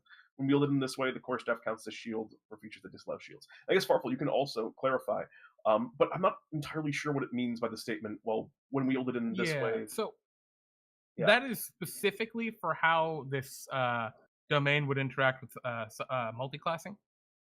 Specifically for things like the because I guess like Are you the thinking of like aesthetic, the right? protection fighting style, like, No, or oh for features yes, that actually, but wait, Constitution? mainly Go ahead, go. it's like unarmored defense. If you were going to play a monk that cross classes into this, for example, um, because the aesthetic Okay, yeah, of the traveler with the staff, you don't see the traveler with their staff and a big shield. You know that's not part of the image, and yet yeah, the cleric class is kind of designed with the concept of having a shield in mind. Um, and this being a kind of more, I wouldn't say rough and tumble, but this is a traveler, someone who is tough. They aren't your for lack of a better term, prissy temple cleric. They're going to get their hands dirty. They're going to go off the beaten path and help those who need aid as they're going. Right? They're going to get things done. So it makes sense that we want to encourage this character to use their quarterstaff as their main thing. Right? Their walking stick is their weapon, is their shield. It is part of them almost. yes. I only know this much because I've talked with Sparkle a lot about this specific feature. Um, and Yeah, yeah, it makes sense mechanically. Um, I don't know, and unlike obviously Farfel and I suppose you too, Jeremy, have spent a lot more time thinking about this than I have. I'm just curious if there would be a way to oh yeah, make it's a it way feel a better little way to bit phrase it. more natural and kind of more clear, accomplishing the same thing while still kind of maintaining uh, that idea. So Well, that's and a let's. thing that we would look at. But let's move on. Well, I was gonna say before we move on, let's just quickly summarize that level one feature. Right, you get a whole bunch of minor things that really emphasize you use your quarterstaff a lot. You ignore or you're good against bad weather conditions. You're a little faster, and you can repair your shoe. Like little proficiencies, little things. Um, it's pretty nice. It's a very good feature. It gives you all the little bonuses you need that together make a cohesive feature. In order, the next step I think to improving this specific feature and the level one abilities is just to, like we are talking about now, going over the phrase, Yeah. finding a nicer, more elegant way to use this ability. Yeah, and there's other things that I'm thinking of. Like I might want to put the word non-magical in front of weather conditions, so this doesn't have any kind of lack of clarity with a spell like Call Lightning, and other little details that you start to think of the more that you look at it. But Ah, that's an excellent point. Yeah. And again, that's exactly the point this is at. It's like a nice little boost. It has a bunch of cool stuff there. Um, and yeah, it's nice. I like it a lot. yeah, I agree. Um, it's not super potent. There's not a lot of power here right now. And so there's a lot of room for oomph as we continue to look through. So looking at the second level features, we get an ability called Traveler's Communion. Starting at second level, you can use your channel divinity to guide you in your travels. Rather than present your holy symbol, you may lie down on the ground and put your ear. Oh, sorry. You may lie down and put your ear to the ground for 1 minute, and you gain one of the following benefits based on where you are traveling. If you're traveling on the road, you learn the name, distance, and direction of the nearest safe settlement or place of respite, such as an inn or tavern, in the direction you are traveling. Additionally, you have advantage on any charisma checks made against any humanoid creatures you encounter, and you cannot be surprised while traveling for the next 8 hours. Um, cool. All right. That's definitely unique. And then, if you're in the wilderness, you learn the distance and direction of the nearest potable source of water and nearest location of food that is safe to eat, the location of some shelter within 1 mile of your current location, and if there is a road, settlement, or place of rest within 1 mile of your current location. Additionally, you have advantage on any wisdom animal handling checks made against beasts you encounter and cannot be surprised by creatures native to the area while traveling for the next hour. You may use this when you use channel divinity, you gain temporary hit points equal to your cleric level that last until you take a long rest. So this is a really unique feature, and it completely defies convention for Yeah. channel divinity. Most channel divinities are very combat potent, and they are, things you use in combat. This is a preemptive, proactive one, but I really like it. I think No, I agree for sure. I think the inclusion of you cannot be surprised is that little bit of combat oomph that it needs to still be a good, to still be in line with channel divinity features. Um, I like how it has a different sort of bonus whether you're on the road or in the wilderness. And one of the things I really, really like about in the wilderness specifically is you cannot be surprised by creatures a native to the area. So it's if something like bandit show up in the woods, right? Something that shouldn't belong, you know that. And I like that. I think that's a really cool little addition. I think this definitely could use a total workover in terms of phrasing Yeah. for both of them. And Um, maybe on the road could use some more benefits. well, I'm also like as much as I think it A could use some little, more benefits, but also just like the advantage on as any charisma checks made against any humanoid creatures is also pretty powerful. And I mhm, would like to like tone that actually down a little bit and make that maybe a little bit weird, more right? specific. Because Um, the shtick is while you're traveling, right? The idea is stuff you randomly run into. yeah, Rules as written currently, if you're in a city and you use this feature, you can just go walk up and have you just have advantage on every check you yeah, you make. just have enhance ability charisma uh, for 8 hours with this channel Which divinity. for channel divinity is pretty potent. Yeah, it's that's Um, and that would be if you're kind of gaming it and it's not the spirit of the thing, but it would need to just be changed in such a way yeah, that it phrasing. it works that a little bit better. And yeah, I agree that they could both use something. I would like both of them to have just a tiny bit more, um, a tiny bit more of a combat kind of ability as well to go more in line with the standard channel divinity. I like that it's more Mhm. interaction based, but for example, I like that can't be surprised while traveling. You know, Yeah. Well, I that think fits survival well into and that the temp category. hit points are also nice. Yeah, 10 hit points to your cleric level is pretty solid. yeah, Um, but yeah, I think again this needs some cleaning up. It's in a good spot, but we still, and here's the biggest issue I have, we're up through second level, and there's really not a lot of power in it yet, right? yeah. We It's haven't gotten it's much power from the subclass. And it's usually, extremely flavorful, yeah, uh, but it's it's all oozing with flavor. interaction phase. And yeah, usually by second level, we've gotten some serious oomph out of a thing. Not all of them. I mean, look at the knowledge domain cleric. That's a total exception. Yeah, So this isn't unheard of, but yeah, not unprecedented. But yeah, it's a very specific player.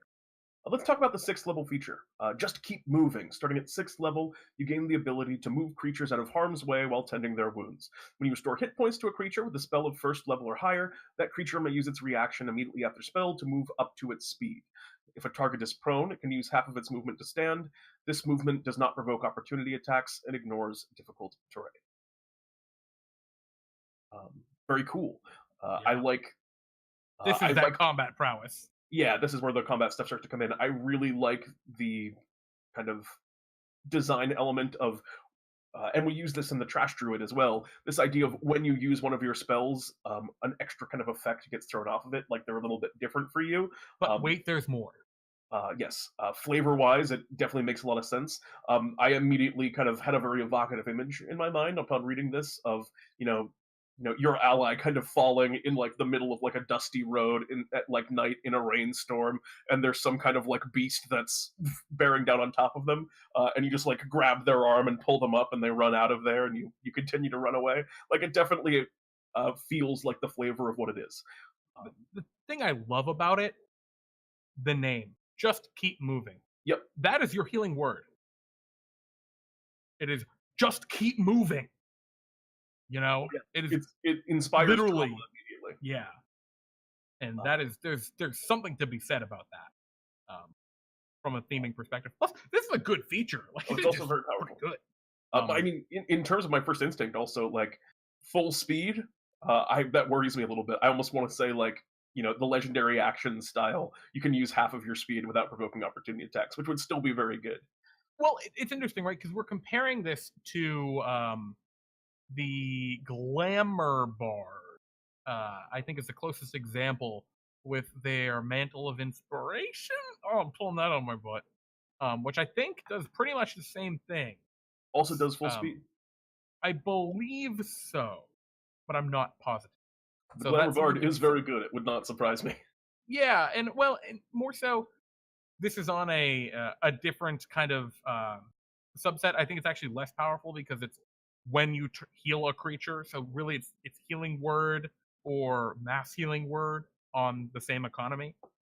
I think this is fine personally, especially given the lack of combat options previously. Yeah. My But thought is I would like to see a little bit more in some of the earlier features, and then hmm, well, unlike the other earlier features, this one's pretty much good. I mean, oh I yeah, don't know how much revision you need more to absolutely. In terms of phrasing and stuff, it seems pretty much on point. Yeah. So I really dig it. 8th level, you will get Divine Strike. All clerics either get an ability called Divine Strike or Potent Spellcasting. Divine Strike it means whenever once per turn when you hit with a melee attack, you deal an extra D8 of damage.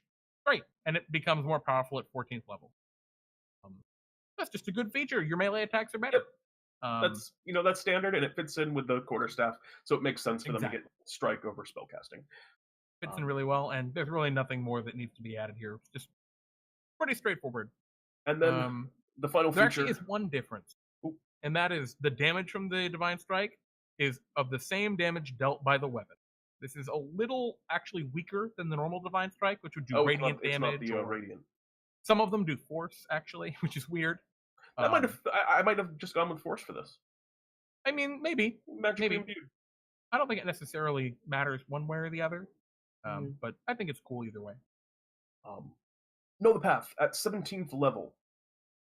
Find the path is always prepared for you and does not count against your number of prepared spells. When you cast this spell, it requires no material components. All you need to do is present your holy symbol. You may cast this spell without expending a spell slot, and it does not require. Wait. You may cast the spell without expending a spell slot and does not require material components. When you cast this spell, the location you choose does not need to be a fixed location, and you do not need to be familiar with the location you are trying to define, but it must be on the same plane of existence. Whoa, That's a weird one. That is a powerful interaction-based spell.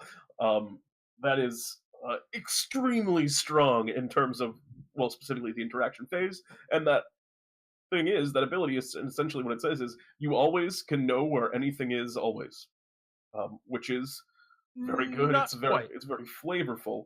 Not quite, because it is bound by the spell Find the Path,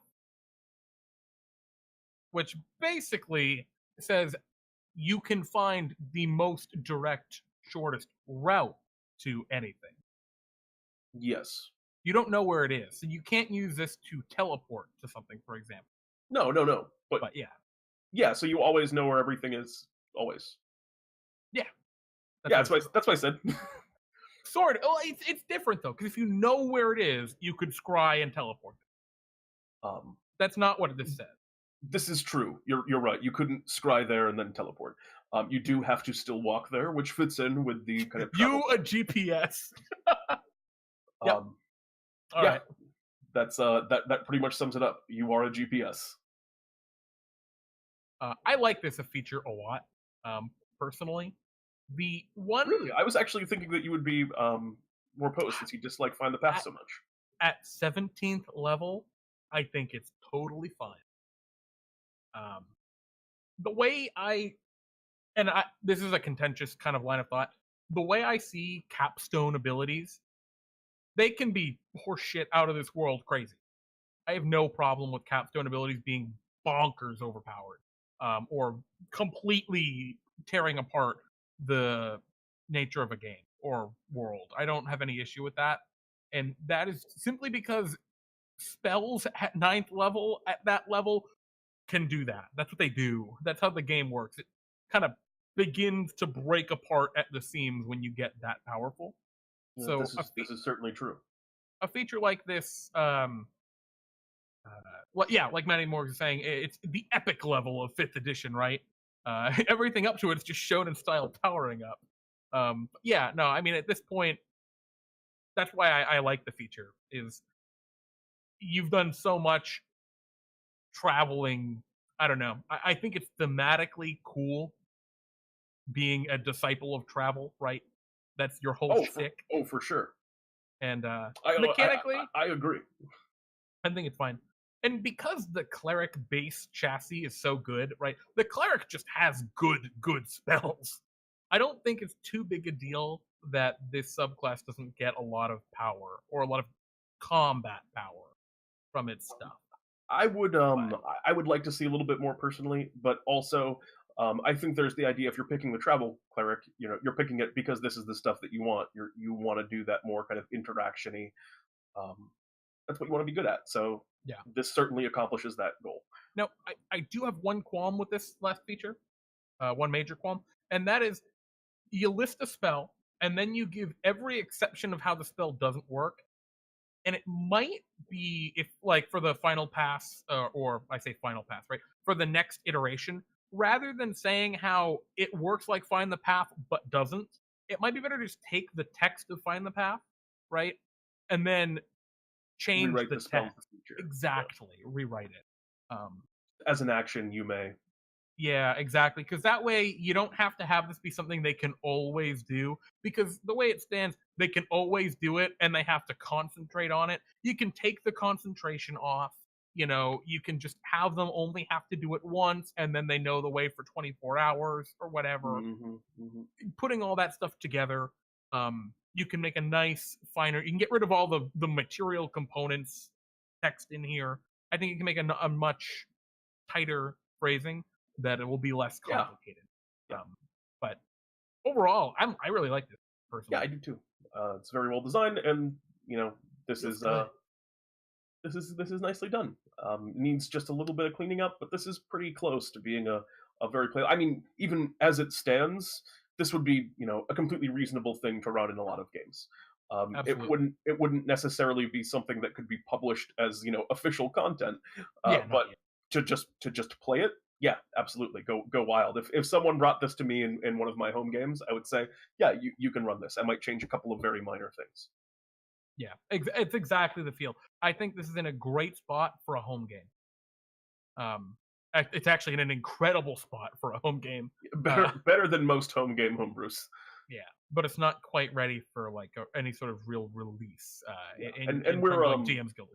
yeah, we're speaking about it in terms of like if what we were going for published content, but and yeah, so this is something that we're gonna be regularly doing. Thank you for Yep. posting it in the workshop, Farfel. We appreciate it, and nicely done. I look forward to doing some more of these as people are doing stuff in the workshop. I've definitely seen a lot of activity. In there. The sounds of hammers and axes and saws, which is very nice. But I'm excited to see what other stuff you guys come up with, and we'll be just kind of periodically checking in and pulling up stuff to talk about here on Brews. Just for a teeny bit of context, this document has gone through a bunch of iteration at this point. Just so you guys are all aware, this probably is not going to be what your thing will look like right off the cuff. If you're making a subclass option, it's going to take some time to get to this point. So when Pete and I, we see stuff go through the workshop and it's gone through some iteration and it gets to a pretty good spot like this, that's when we're going to pick stuff up. We're not going to be taking, first draft concepts and talking through them like this. And we're going to be focusing more on the kind of next steps when we do. Yeah. And in the same regard, there will probably be weeks where we just don't do this, but it's just going to be kind of a, and every now and again when something like this that's fairly polished comes along, we'll highlight it here. Yeah, I see Matty Moore is saying you can show the brewing domain. Yeah, I caught a little bit of your brewing domain stream, or a couple of this, when you were talking about all the brewing for a while. If you want to share that, Maddie, in the workshop, That would be maybe delightful. next time we do brews, we can talk about that a little bit. I mean, it's the brewing domain. It seems right? Kind of it fitting. seems very fitting. Like we almost are contractually obligated by our brand name too. Almost. Very good. So we got about a half an hour left. Oh, well, Jeremy, you think you were going to say the same thing as me? We got about a half an hour left. Do you want to look over some of our stuff from last time? Our brace brew? Absolutely. Great, So great. here we have Pete and Jeremy's D&D Time, our website, dndtime.stream. And so we're going to click up here, and that opens our little scroll menu. We're going to go to DnDTime Brews and hit Future Topics. And then we're going to close our menu, and we can look at all the cool future topics that we have discussed in the past that we're, into doing some brewing for. So without further ado, let's talk about a couple of these, Pete. We're talking about races, right? Indeed, we are. So in the past, we've talked about bullywugs, which I love bullywugs. I do. I also love bullywugs. I've um, wanted to play a bullywug for a very, very long time. and then entothropes, the anthropomorphic lycanthropic insectoids, including ant folk, bee folk, butterfly folk, crab folk, grasshopper folk, mantis folk, and spider folk. That was a mouthful. A lot of subclasses there. We probably wouldn't do all of those. Those were more ideas, but we have an entomorph call out in chat.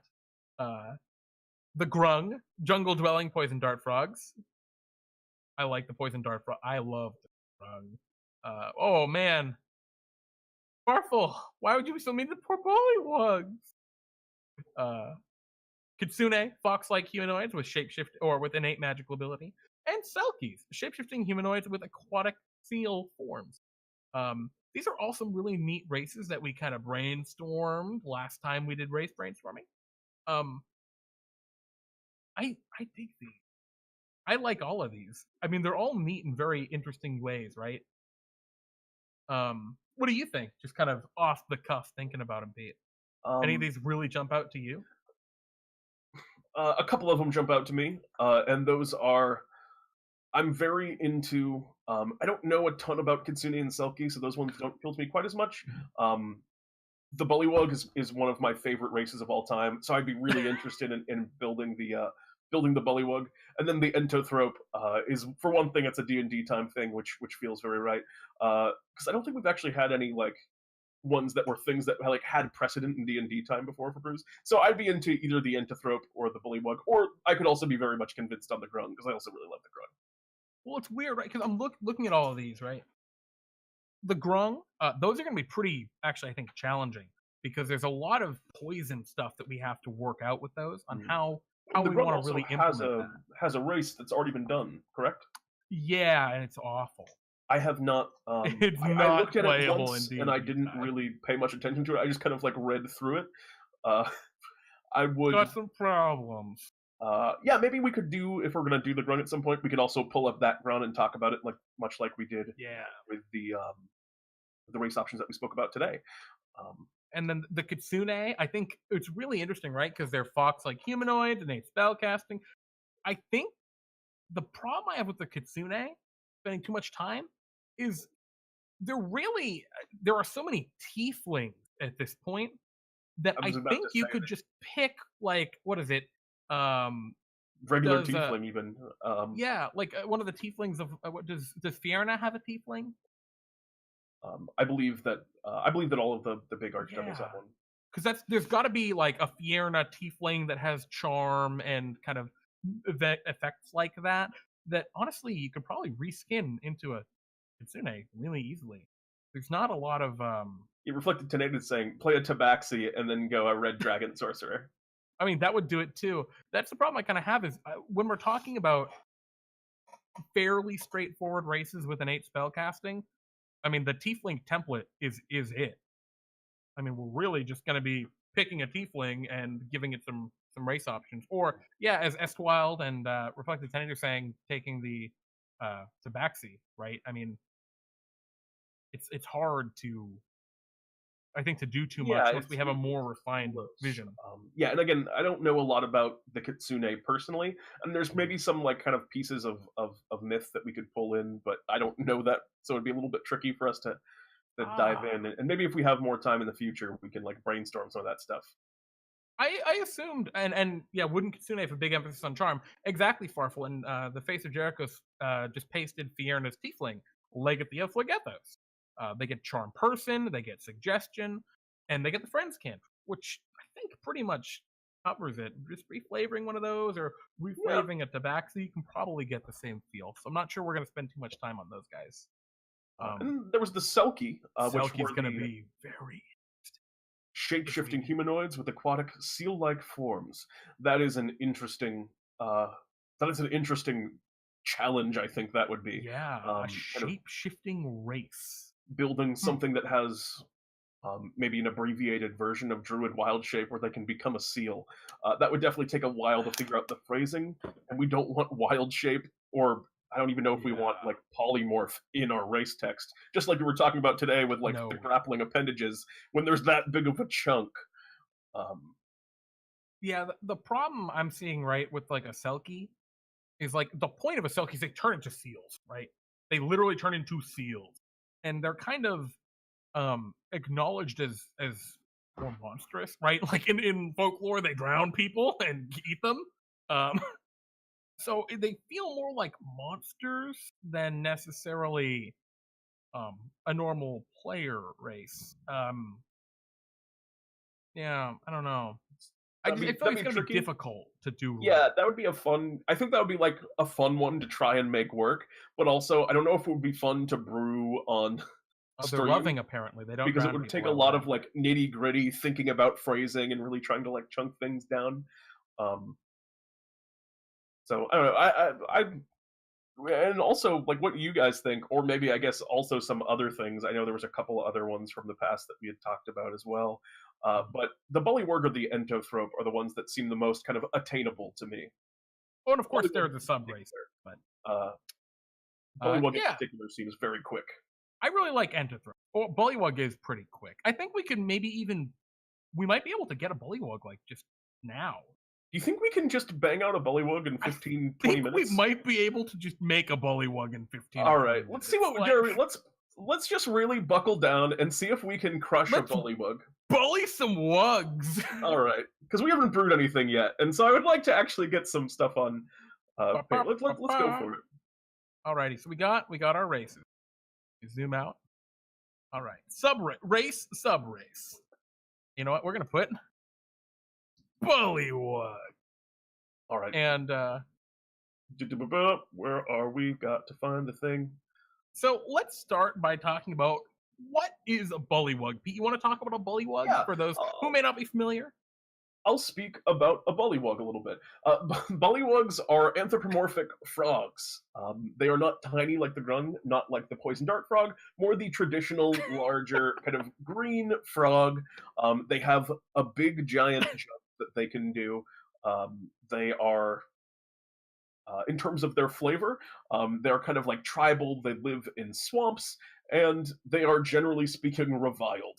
And that's one of the things I love about the lore. I don't know if they kept that in. I was gonna say I don't know if they kept that in 5e, but in previous editions, the Bullywugs were defined by that they were equally hated by all things. No one liked Bullywugs in the lore of the world. Yeah, even nature itself hated the bullywug. And I love that. The idea that nature itself wishes that you weren't part of it is just like, oh man! And I like something went wrong. I agree. We got to protect the wugs. So looking at the bullywug stat block, I know we don't have that kind of open here for you right now, but the basic gist of it is bullywug stats all suck.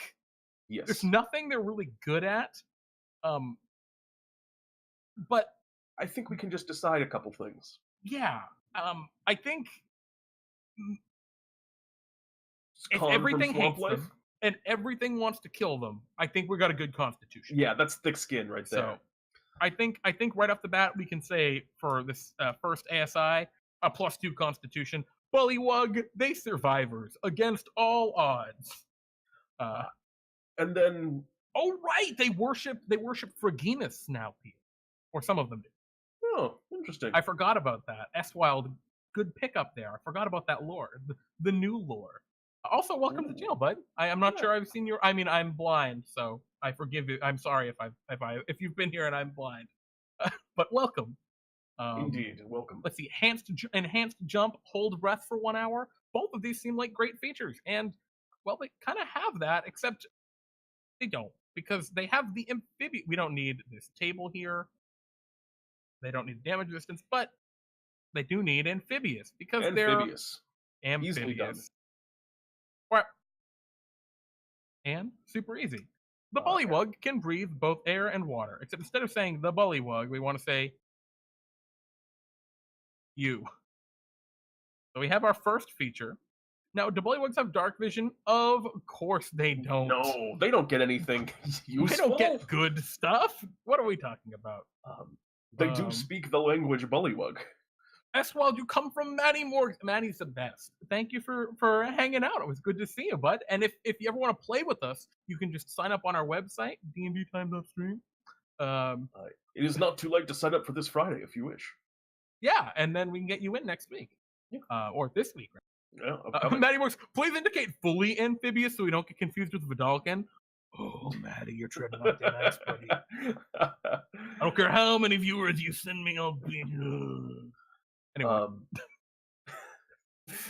We get rid of dark vision because they can't see in the dark. They're bullywugs. They're bad at I'm going to go ahead and throw in a feature that bullywugs have in the monster manual that I think is perfectly reasonable, and that is swamp camouflage. The bullywug has advantage on dexterity stealth checks made to hide in swampy terrain. I think that's probably pretty good. It's fine. It adds very little power, and it's flavorful for the race. I mean, and talking about very little power, here's another feature that bullywugs just get that I think is great. I saw the one. Speak with frogs and toads. Wonderful. Which, like, just copy paste to the monster block. Like, here's the thing about this, right? We're giving them all these little features, but speak with frogs and toads. Is that a powerful feature? No. This is what we call a ribbon. It is a little bonus that's just fun, right? It's just something fun you can play with. So awesome. Oh, languages, they can speak common and bullywug. Gotta fix that real quick. And also, bullywugs are getting swim speed. Oh wow, they get a swim speed. They get a swim speed of 40 feet and a regular move of 20. Actually, I don't know if we want to do that because 20 I don't think harsh. we give them a bad speed. Like I think we just give them a normal. Maybe 20, 30, 30. I think we do 25 and 40. I think we give them their 25 and 40. Ooh. Yeah, I think it's fine. Like, what powerful features are we going to be giving them, right? I mean, I don't think it's powerful. I just like the clarity of 30-30. There's no thinking about it. So they get standing leap, as Cardwatch had mentioned. They can jump. They jump good. Yeah, they jump. Very simple. And the monster manual has already defined what standing leap is. But I think the standing leap is not very powerful because it's based on... It's, like, impressive for their strength, but since we're playing these as kind of race options, would you be interested in maybe doing something closer to what we originally designed for the bunny folk? Yeah, that might be a good idea. So, for perspective, I will open up our website, DnDTime.stream. I will go to DnDTime Brews and look at our homebrew compendium. Then I will click on the bunny folk. And we shall see. Oh, look, all our bunny folk race options. Oh, they're so cute. What a nice little document. It's so good. Anyway, so let's look at our bunny folk traits. Bunny hop. Using your movement, you can jump up to 30 feet horizontally or 15 feet vertically without requiring a running start. When you choose to leap vertically and jump to a surface that is of elevation higher than your current elevation, you land gently on the ground at the end of your jump. Anyway, we need to rephrase that a little bit because I don't think that says quite what we wanted, but I dig it. So rather than calling this, let's just, oh wait, what did I just do? I just copy pasted that incorrectly. Is it not copy pasting? Copy pastorino. It's not copy pasting, Pete. I messed up. Oh no, there it goes. I just wasn't copying correctly. Anyway, we can get rid of the bullywug standing leap. And cool. So I think, do we want to make this comparable to the bunny folk, pretty much the same, or do we want to make it a little more or less powerful? Do we think? What's a better jumper, a frog or a rabbit? I think of a frog as being a greater jumper than a rabbit, personally. But I also don't necessarily want to make it more powerful because it's already very powerful. Well, it's funny, interesting that you mentioned that 15 feet vertically. I think what we just do here is we just, instead of doing 30 and 15, we just make it your speed. You can move 25 vertically or 25 horizontally. That's very good. I like that as well.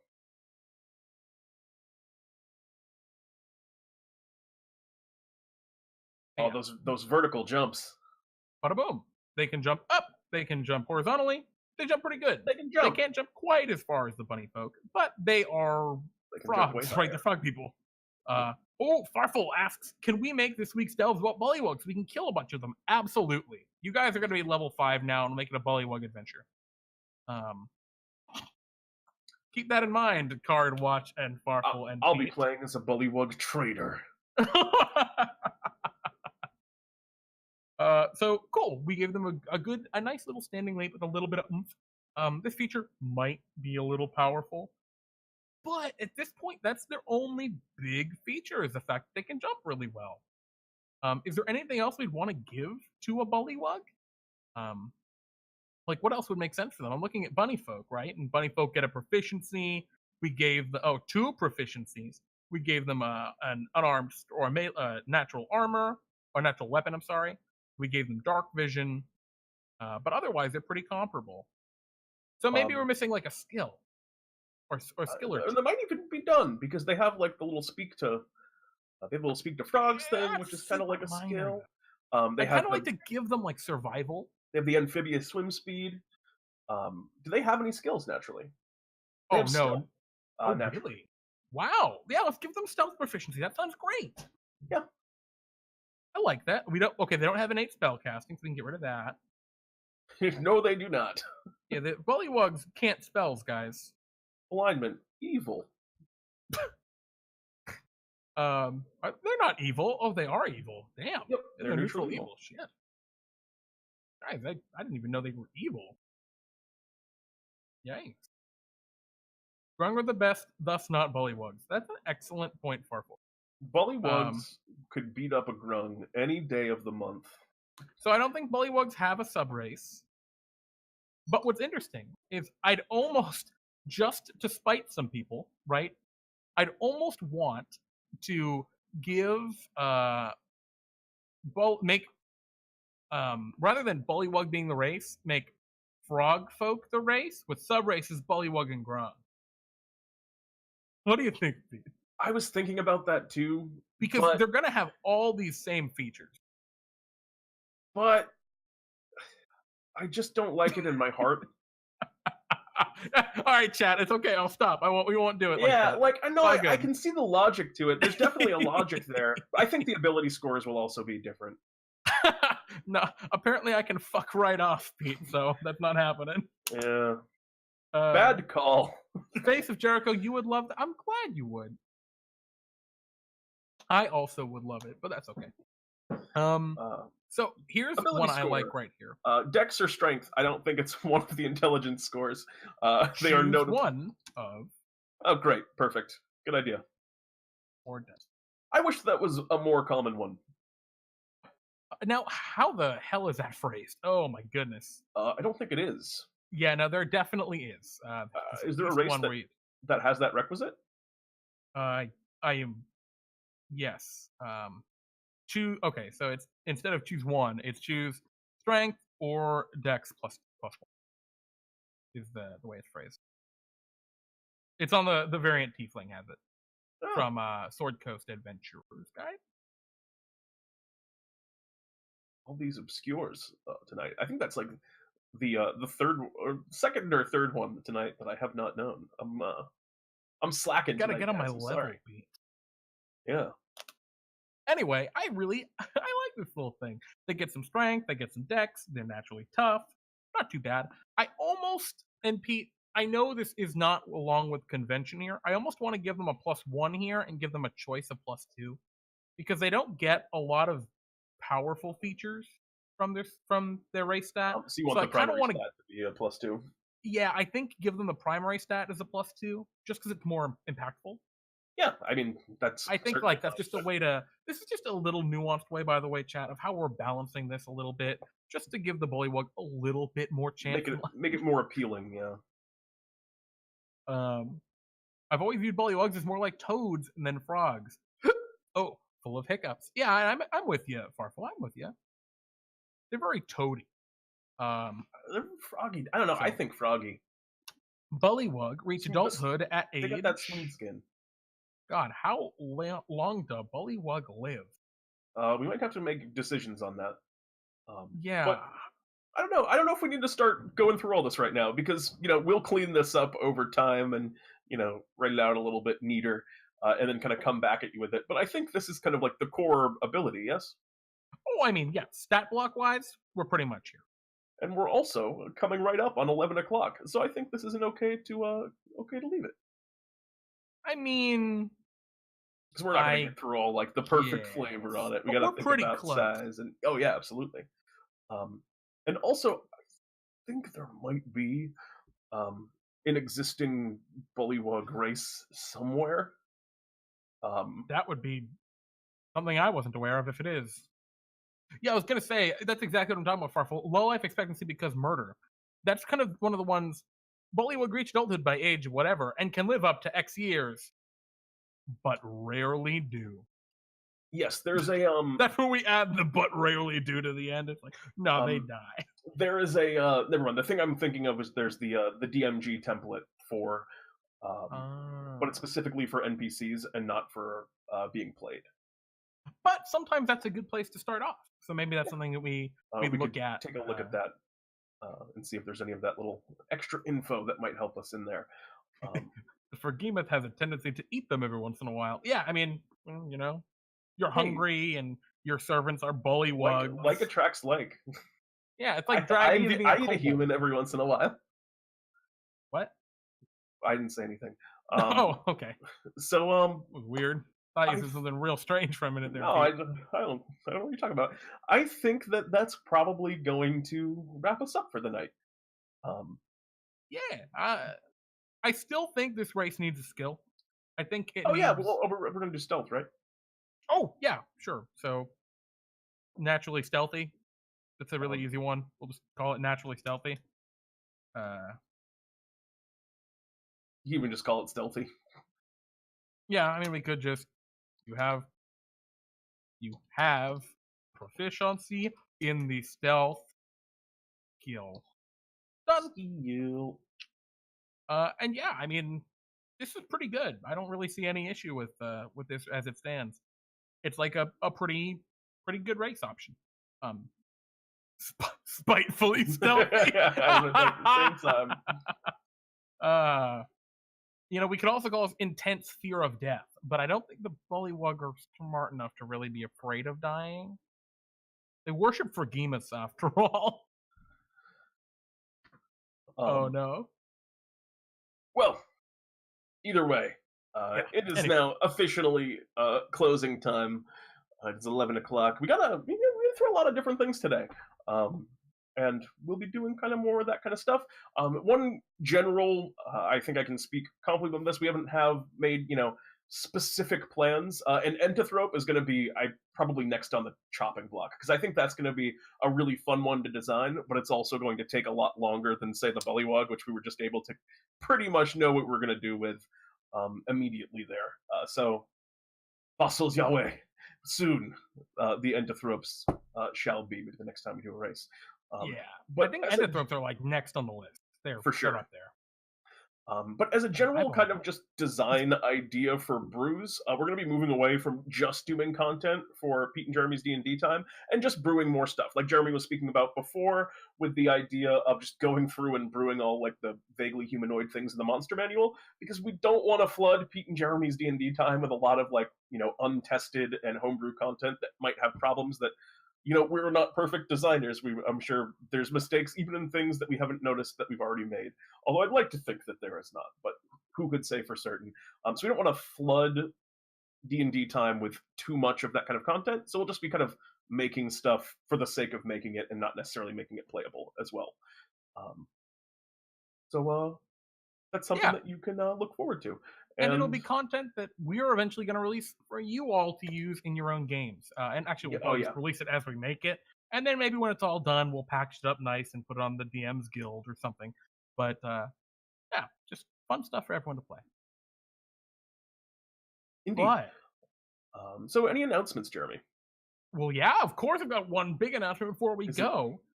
If you love D&D Time and you want to learn more about it, you can go up onto our website, www.dndtime.stream. D&D You can time. click up here to open up the sidebar if you don't already have it. It depends on your screen size. Uh, you can click Pete and Jeremy's D&D Time and look at the lore of D&D Time. And you click that, and boom! You are teleported to the lands of D&D Time, a place of mythical and fantastical wonder! Jeremy, it's like I'm there in my It's mind. just what I always wanted. Anyway, so yeah, you can scroll through and you can click about all the different links here to look at all of the different lore of D&D Time if you'd like to learn more. This is something people have been asking us for a very long time about, but I finally put it together, and Pete, of course, helped and everything. And Switch did a great job of hashing out all the bullet points of what we needed to go through. And it's just a great little tool. You can learn all about, let's say you want to look at the Sacred Vale. And I guess there's that. Okay, yep. And you go to the Sacred Vale down here, and you can learn it's nestled between the Big Rock Candy Mountains and the coastal cliff of D&D Time's northeast lies a peaceful region known as the Sacred Vale. And you can learn all about God Mrognan, Laurel, 6 of the 8 powerful warlocks who dictate the laws of faction in this realm and all others. You can learn about Discord, Lord of Chaos, maybe, if you can read that chaos right there. You can learn about the Academy of Light, the Ancestral Grove, and all sorts of craziness. Tons of stuff. All Jeremy, of I don't know D&D if it Time was lore. your experience when you were writing for that lore doc, but personally, there were some things that I'd kind of mentioned offhandedly that I put in there at one time or another that I had fun actually kind of like really firming up in my own mind, like what exactly the lore was for these things. Did you have any of those? Oh yeah, absolutely. Yeah. I mean, Ugg, the first of the 8 powerful warlocks. I love Ugg. They're one of my favorite characters that has not shown up yet in Pete and Jeremy's Oh yeah, D&D Time. Ugg is might be the only one that's just never existed in the No, world. Senor as the- Saguaro also has never existed, but will. He never has come up. I've heard No, about I've him never so played. many I've been times meaning from to. you out of game that I Been just meaning. think of him as a character in the world. But you can learn about things before they've even come into reality. Exactly. This is the the future lore you're learning. But yeah, it's super cool. Psychopath lacks a map. You're right, and hopefully, we talked about this a while ago, having a little map competition. Now that this lore is all firmed up, it's all here. You can check it out, read all sorts of stuff. We can actually get our little hashed out sketch of a map and see, put it out there for everyone and see what crazy, fantastic iterations on it you all come up with. We know there's been some work in the past sketching out maps for D&D Some Time. cool ones. And yeah, we're excited to really make that a more official thing. We're really excited about it. What's the prize? I don't know if there'll necessarily be a prize. But this is all very tentative. Maybe it'll be a bag full. Maybe it'll be some Bartholomew bucks.